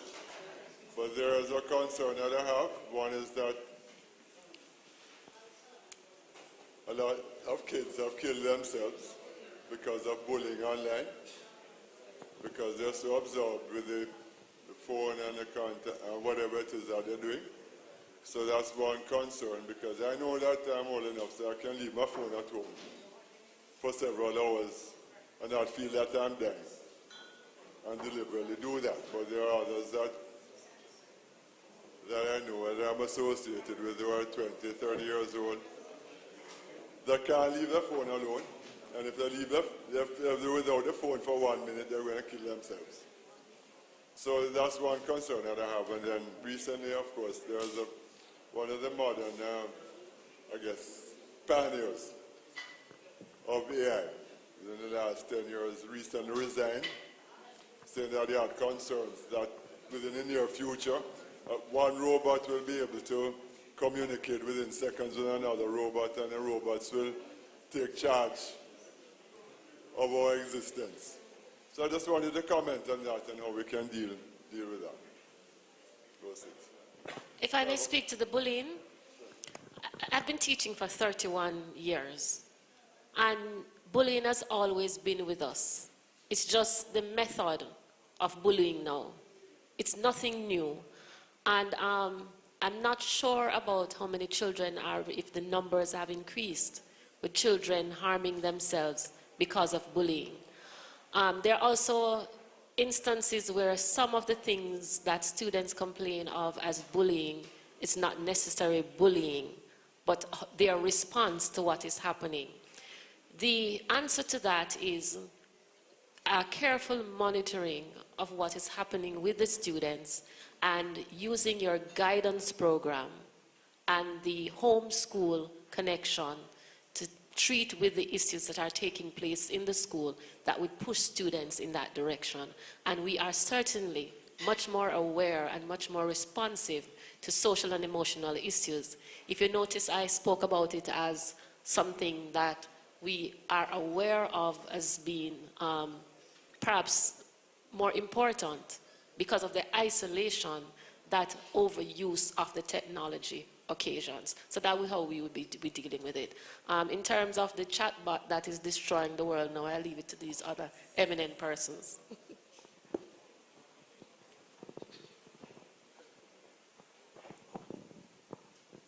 Well, you know, human beings, you give them toys. After a while, these toys can become dangerous. So, I mean, the truth is, there's only time will actually tell. The machines are actually learning. A lot of these data science will tell you that they are not even sure anymore what the machines have actually learned. But we still fight traditional wars, like what is happening in Ukraine. But cyber warfare is actually even more dangerous. And I think with the AI, it is definitely very affordable. You know, you break into powerful computer systems, and the AI itself is very mischievous. I've seen where the AI actually tell blatant lies, and that's why if you're not smart, and obviously telling a blatant lie because some computer programmer also think it's cheeky, and then the stupid people will actually believe in the lies. I think you spoke about that earlier as well. So it is actually very, very dangerous. It wasn't chaos. It was one of those GPTs where if you don't pay a subscription, sometimes it just don't believe you deserved the right answer.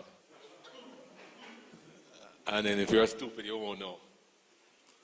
So, it's the only time it's gonna tell. Want to come? No. Just a question, I think, to Mrs. Malloy. With regard to something that you had said earlier, with regard to students using like ChatGPT to write essay.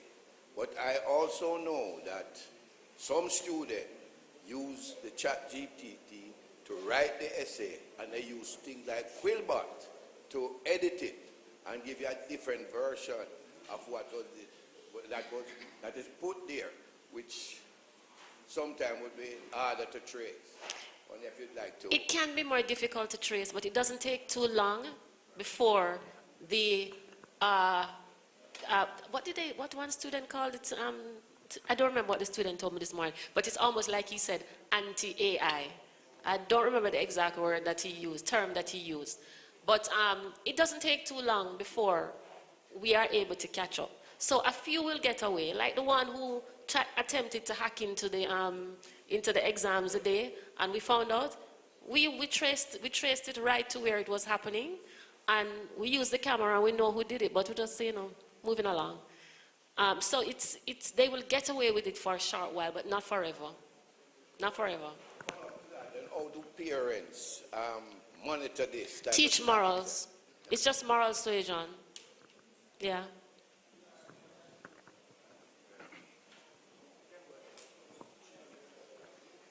Good evening, Right Worshipful Master, Right Worshipful District Master, panelists, brethren all.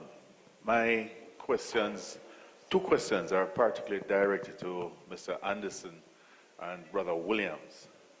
I was looking for this in both of your presentations. Number one, will AI eventually protect the consumer from fraud?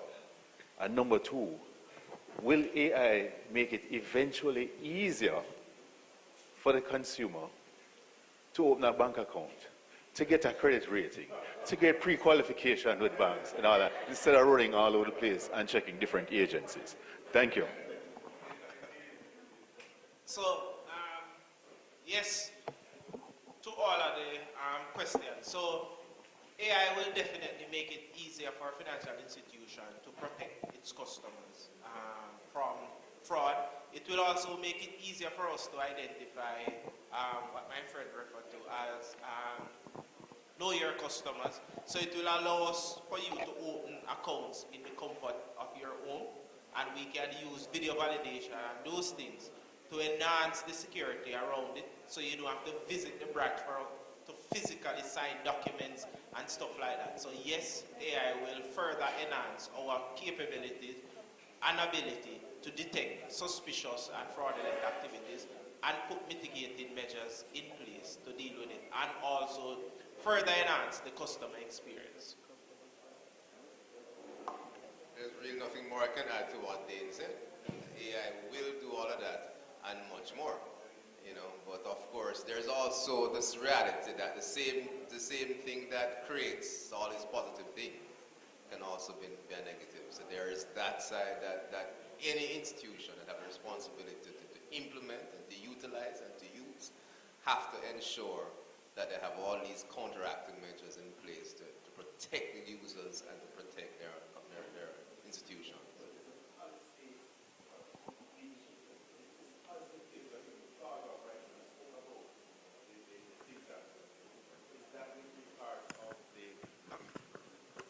Is that going to be part of the policy-making decisions that, yes, this is going to be included in our banking or our financial sector going forward, that AI has to generate this, and this is part of being more productive in our financial sector, that you don't have to, how do you get the the JPs right, and... I think Dean said it.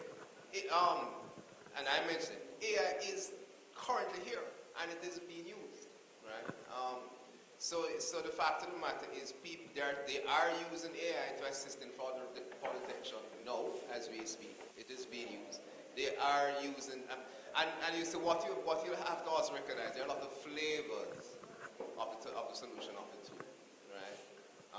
We talk about, there's also a subset which we call machine learning, which is probably more pervasive and more widely used than the full-blown AI, which is the cognitive, the tool that is more cognitive, than have more cognitive skills than machine learning. But it is being used as we speak. Right? I think Dane wants to add. One of the things that AI will do for us, and I can't wait, I think NIDS will further enhance that as well. Imagine walking into the ATM, you don't have your card or anything, and just walk up to the ABM and look into a camera, and internally I'm able to detect that the customer is who they are and allow you to do a transaction. Or you just walk into the banking hall and automatically I know who this customer is and you have to present no form of identification or anything like that. Or you just tap your finger and we get your thumbprint and we are able to identify who you are at the ATM and allow you to do transaction without any physical card or have to input any username or password. Those are some of the things that AI will allow us, and machine learning coupled together will allow us to do for our customers. And let me just add examples of fraud detection or systems like intrusion protection systems, intrusion detection systems, which are very mature and are very used, and they use AI-type algorithms, machine learning algorithms to identify cyber threats and to detect them and prevent them and correct them. So it is being used. Just playing devil advocate, the banks are actually getting more hit with fraud than ever before. The best protection that we have as Jamaicans is to educate ourselves, right? The banks have reached a stage where they have to buy insurance, special insurance for cyber protection and all that. But at the same time, there have been several cases where when a client gets hit with fraud and come to the bank, if they say they're using a computer that's not their own, if they're accessing it from a public network, they won't give back your money, right? You're talking about NCB just said they will not send you an email with a link. But a lot of people don't understand that, so they're going to click on the link. The other day, the government put out some new way of doing, taking immigration information. And somebody beat the government and put up a fake website and collect people money. So it is, I must tell you, the bank is spending more money hiring more bright people like my friend here, right? But it is so lucrative that the key, I said, is you have to learn to protect yourself. You don't want to go in the bank and tell the bank, say, boy, you get wiped out. Because pure question when I ask you, and then when them say that you're at fault, dog them is up. There's something similar coming, well, it is in education already, and it is going to be here with us for examinations called, and you might have heard of it, proctoring, where the students will know when they are doing an exam in an e-mode, they will have to, there will be facial recognition, all kinds of stuff. So that's coming soon, because that's where CXC has been heading for the last 10 years. And even at the universities, those things are going to come, because we have seen where students are bent on cheating. And that's the only way that you're going to get around it, when you use the same kind of technology, which I believe is what they're using when you enter places like the United States. I was coming back from Iceland recently, and I dealt with nobody when I was checking in. Absolutely nobody. From passport to visa to luggage, I dealt with no one. So it's coming, it's not going. So, right worshipful District Grandmaster, right worshipful Master. Sir Paul, my question is for you. So we just heard of the needs mentioned, and a lot of persons in society are skeptical of needs and what it will hold and capture information. And as well as from an eGov or government point, what's the cost associated with protecting the government services, our identity, or all the things that we'll be part of. If you can share some, and you mentioned friends in Dubai, etc., can you share some global examples of what the cost is? Because it must be very hefty to all stay one step ahead of the persons who would use AI for nefarious means, etc., etc. So I'm just curious as to what the cost may be. It's a very long area to get into when it comes to security. I don't know if anybody here is thinking about it, but yeah, well, in terms of the government struggles with a budget every year, and they are spending more on security, and there's a need for it. Are they spending enough? No, they're not. But I don't want to be in terms of the amount, but it would be a huge part. For example, if the IT cost in the government right now is probably, I mean, outside of people, it's very close to the people cost, right? And security itself would probably be the number one in terms of an IT budget itself. Before it wasn't like that, but you will have huge departments now, as government would have now, dedicated to security. The challenge that government has is that, you know, we're not, everything's not centralized as yet. The best way for security is to centralize, and then you have a footprint that you're going to be protected. When you're decentralized and you're still connected, there's so many. It's like you have a house with about 5 different doors where you can enter from, right? And each one of them doors are not really secure. It don't make no sense. It's better you have a front door and a back door, and you have cameras covering them, and you're more secure. So government is kind of decentralized, but there's a plan, centralized government services, looking at hiring a new country CIO that all the technology would like to come under, and there will be strict policies and procedures to guide all ministries of government in terms of the protocols to follow. So like Dennon spoke about the AI task force, things like that. So approach things in a way that everybody follow a standard. If not, some people can have breaches because you're only as strong as your weakest link.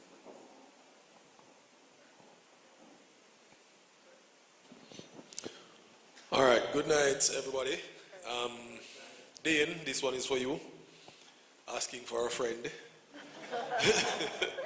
All right, so I work somewhere that does a whole lot of point of sale transactions daily. And this is just long time technology. So where it's going now, if for example a transaction falls through, comes off that side but doesn't show on my side, it has been a challenge to get an established decision as to how the transaction will be treated. A lot of times you hear, wait 40 days, it might show back in the customer's account. Let us say the choppers find a way to get my voice, and they decide to go chop my account. I know you're not so much on the side of regulation, but you would be speaking to the regulators. Give us an idea how the regulations are developing, so that if I can prove that it was not me, but the very innovative choppers who got into my account, how is the regulation trending in terms of protection, as my uncle said, what you're putting in place for us, the 84-year-olds and the emerging. So where is it leading there? How much protection we'll have, given that you may have enough evidence to say, okay, this may have been an AI intrusion?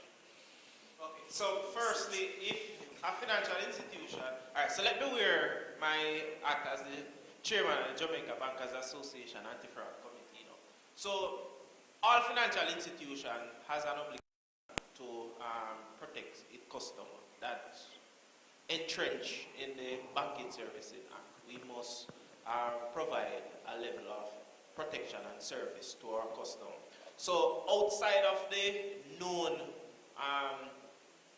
cyber threat, where customers unwittingly make themselves vulnerable to cyber attacks, if a financial institution investigates a particular circumstances and realize that the customer played no part in it, the financial institution, out of good good customer service gesture will more than likely exceed to restoring the customer to what it was before the fraud would have occurred. But there are certain circumstances now, and I know the last time I made some public utterances in this regard, it caused some jitters in some circles around customers. It is a relationship, it is a partnership. The banks have their role to play, and customers also have their part to play. Customers cannot continue to unwittingly surrender their information. If I give you a username and I give you a password, you have a responsibility to protect it as well. If you write it down on a piece of paper and your neighbor come or your helper come and utilize it, then it would be unreasonable to come to the bank and say, boy, the systems that you have in place is not safe and secure. As it relates to the legislators now, one of the things we plan to do as an association, we did some research recently and realized that Singapore has a very good legislation. What it does is that they pass a law which put a significant amount of pressure on customers, quota, and I'm using customers now loosely, who make their account available to criminals to pass money through. So if your account is involved in fraud, there's almost a twin punishment. As the cyber criminal and as the facilitator of the fraud, you are punished equally. I think Jamaica could benefit significantly from a legislation like that. There's a significant amount of the population that is willingly or unwillingly facilitating these type of activities. They are making their accounts available to cyber criminals when they compromise customer account in order to pass those money through and extract them from the customer's account. But the customers also must take some responsibility and also educate themselves. It's just like when you purchase a new car, there's a manual associated with it that shows you some features in it. When the digital push is made, the customers, the banks, and the JBA, Jamaica Bankers Association, must also educate the customers as it relates to best practices, but the customers themselves also must take some responsibility and educate themselves about some of the pitfalls that exist out there. It's just like when you have a house, you have to put some, you purchase the house from a realtor, and the realtor tell you that they sell you a nice house in Norbrook, but you can't go to bed and leave the front door open. You have to put some security protocols in place to protect it. It's similar in banking. Even if we say the system is safe and secure, if you go into a factory and use public Wi-Fi to access your banking information, it is highly likely that cyber criminal is going to intercept the information and get access to your username and password. Those circumstances, it is unreasonable for those customers to come kicking and screaming to financial institutions to say that your system is not safe and secure, but it is the practices of those customers that would have caused them to fall victim to cyber criminal. So again, I'll close by saying it is a partnership. We'll play our part and the customers must play their part as well. Thank you very much. Good evening, everyone. I'm Godiva Goulding, and my question is directed at Mrs. Malloy. Now, I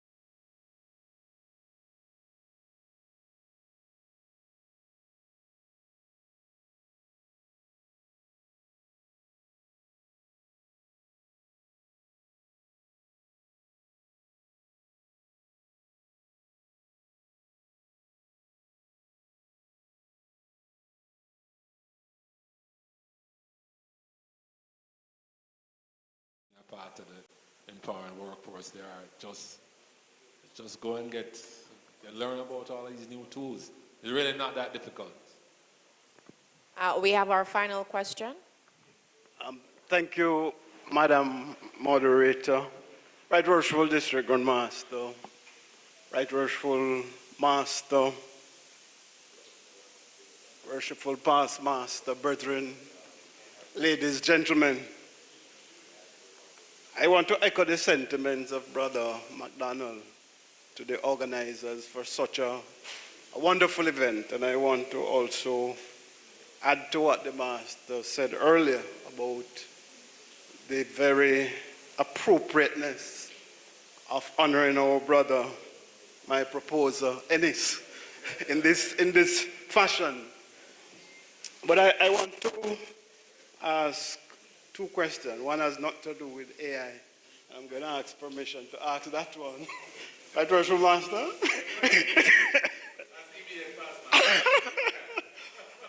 Madam, I want to also comment that one of the best things the organizers did is to ensure that a rose is on the panel.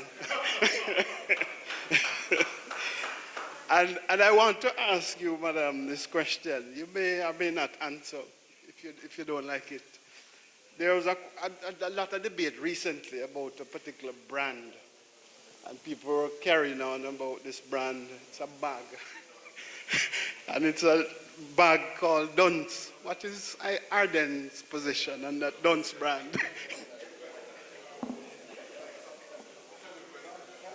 No media people are here, right?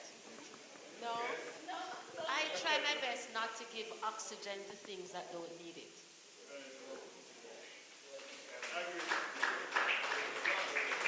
I also believe that my lovely Stardenites know what would happen if they did some things that they're not supposed to do. Thank you for that answer. All right, so the question now is to, and I don't want to put almost a brother Sheldon, I don't want to put Mr. Howe on the,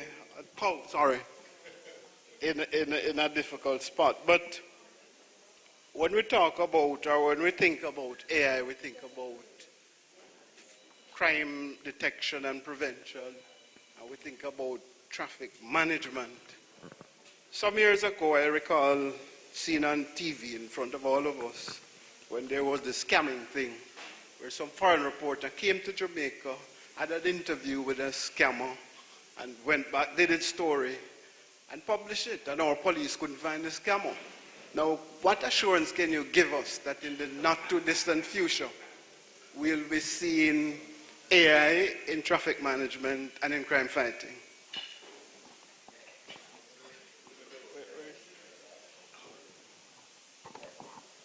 Wait, sorry, what was the question? What assurance?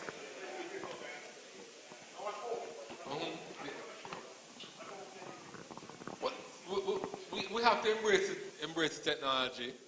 The criminals are embracing the technology, right?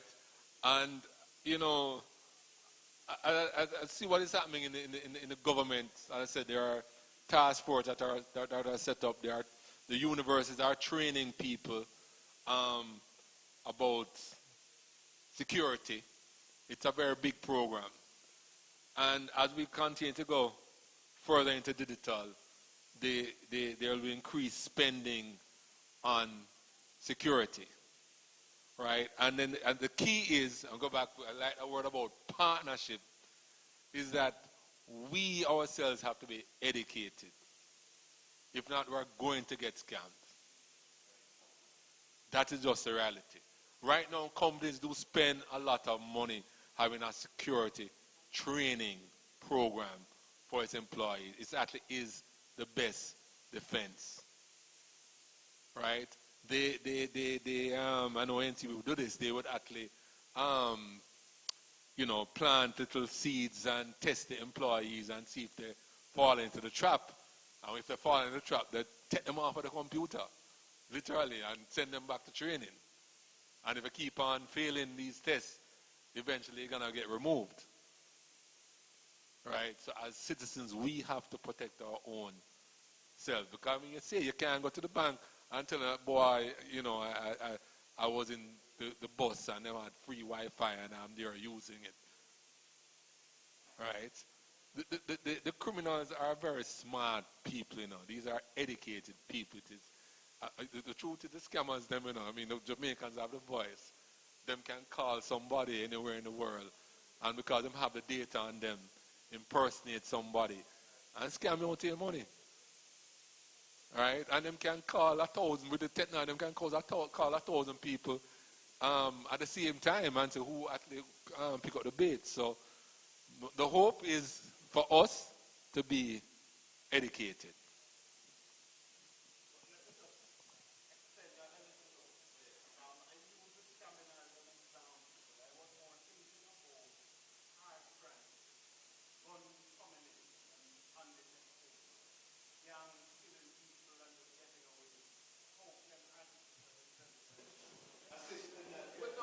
For sure, because the AI right now, I mean, even at the ports, you know, with the how you can work serious about fighting crime. A lot of the containers that comes in with guns, the artificial intelligence with the visioning can detect these things, right? So I would say that a lot of the way in which crime is being fought right now will change. And it will not be as easy anymore for these things to happen. But at the same time, you know, I will tell you that a lot of these criminality come with a lot of big money behind it. So, you know, don't care how the technology is, the athlete will still do ways to bypass it. But certainly will not be as easy as it is right now. Thank you very much. Panelists, now we have reached the end of our question and answer and discussion part of the forum. Would like to thank all of the panelists here that have presented tonight. We have learned a lot, right? I certainly have, right? And I'm sure you have also. And leaving here tonight, I'm sure that you will take home a lot of new insights. We want to thank all, you know, non-Masons, especially for attending tonight. I'm sure that you are well educated. We want to also thank Masons that came tonight as well. But I don't want to, you know, get too much into Brother Barrett's closing remarks, but thank also persons who have joined us online. Brother Ennis, after whom this forum is named, you have the opportunity to say a few if you wish. No? Okay. Brother Barrett?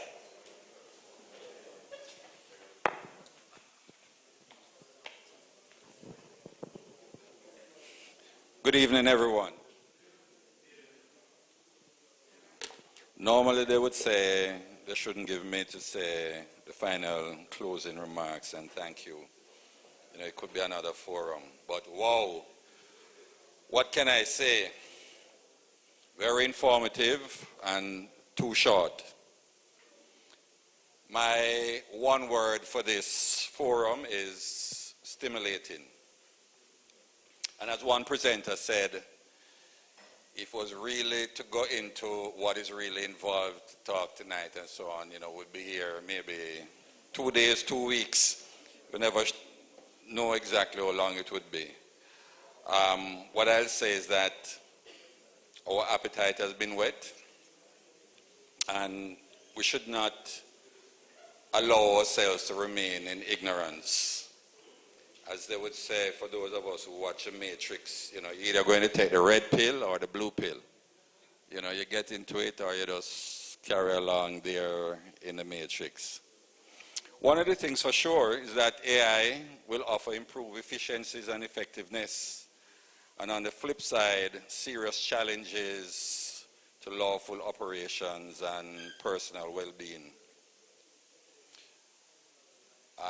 I didn't really ask no questions tonight. You know, I wanted to ask some questions. I suppose I'll find some of them in other locations. But, there's a song that said that the system dread. And it is very interesting, that you have countries who it is known that they have the highest and largest money laundering activities, yet they impose restrictions on countries which maybe have the potential to, have money laundering activities going through there.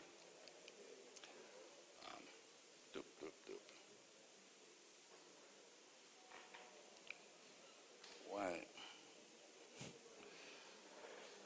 For our moderators, Janella and Junior, I want to say a thank you for them. They presented the profiles of our presenters this evening, and I'd like to extend thanks to them. For our Right Worshipful District Grand Master, who brought welcome, thank you. For the Right Worshipful Master, who introduced the program and the citation to Brother Howard Constantine Ennis, I'd like to say thanks. For Brother Howard Constantine Ennis in associating his name with a forum as such, and I'm sure this is not going to be the last one, if I know the character that he is. I'd just like to extend thanks to him also. This is just the beginning of enough good things, more good things to come. To the presenters and the panelists, Ms. Malloy, they really attack you there, so this evening, a lot of questions, but you batted good. Using Arden as an example and the level of preparedness, and of course speaking to education, and that is something that I think came out from all the presenters here tonight, that we need to be educated in the whole process. I'd like to say on behalf of the Glen Lion Lodge, thank you for being here and being a presenter and a panelist in this. Sheldon, storage, speed, memory, and the machine, don't forget. Enough data stored and to access. And of course, government is going to access this information here to make their scrutiny more efficient. But I think the caution that he gave us was that let us use AI to become smarter and not allow it to let us become obsolete within ourselves there. Thank you very much, Sheldon. Then, improve customer experience, reduce operating costs, challenges that AI will give to the financial sector, and the need to step up with measures to protect your customers. It's very interesting how, the bank over time has changed the rules to the game. Once upon a time, it was the man right beside you picking your pocket. Now it's the man in Australia staying right there and picking your pocket. But you have a password and a username. What I want to say to not just to Dane alone, but, you have different clientele out there, and some of them are aged. And with these things that we impose on them for them to maintain that security, it doesn't come that easy like for others. And, one has to be kind of mindful on how we deal with those categories of personnel, especially sometimes when your memory tends to fail you,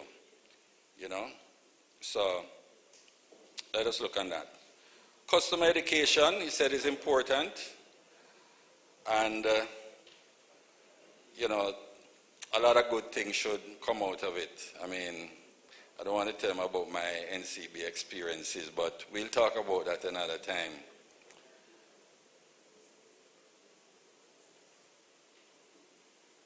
Glenroy, yes. Safety and soundness of the financial sector in the environment of AI operations. That is, I know you say it is your opinion, but somewhere along the line, I hope that the institution there that you're with is looking out for that also. The risk management, very, very important, not just in the financial things, but in all areas that we should pay attention to, but especially in this emerging environment. The job displacement. Funnily, I was speaking with someone who told me that they were in the job 13 years now, and I was saying to them, hey, get relevant in other areas of your life. AI is coming, and this come about this week. The legal framework, very important. But at the end of everything that you said, I just wondered with this big talk that is going on now, whether or not we're going to need a dunce bag. We're going to need that there for a lot of us. I don't remember the comment you made, but that's what came to mind when you made the comment as to whether or not, we need to really get educated and to be there.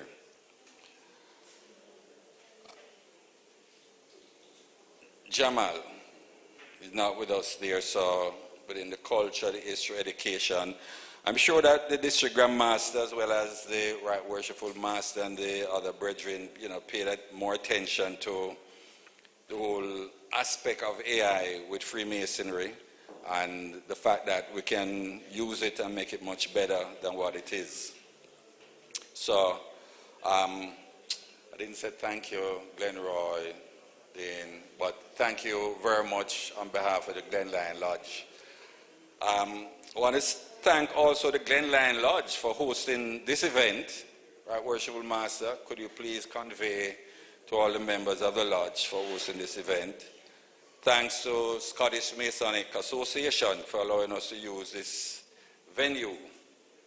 Thanks to the media personnel ensuring that the audio and the video technology work seamlessly. Thanks to our caterers and the servers.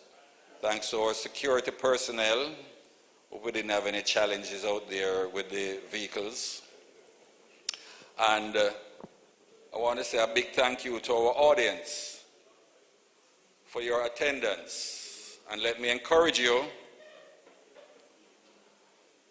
as well as our media audience, not to leave it here, but to make an effort to educate ourselves how to operate and navigate in this evolving AI environment.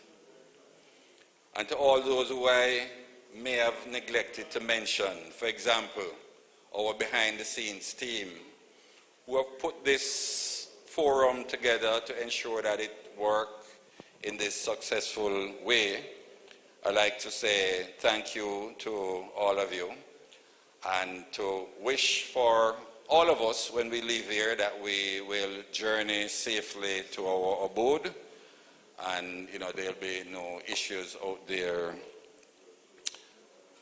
on the road. Again, thank you all for coming. Thank our presenters, our panelists, and the Masonic fraternity, as well as the non-Masonic fraternity, our online attendees, and do have a safe journey home. Thanks. Thank you. Thank you very much. Be safe, everybody.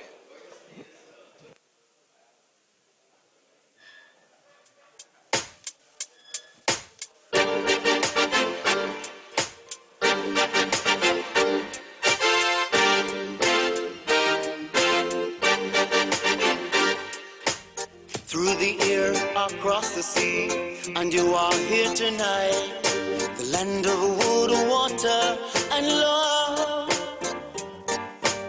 Let's celebrate our common breath. Tonight we're all alive. One belief.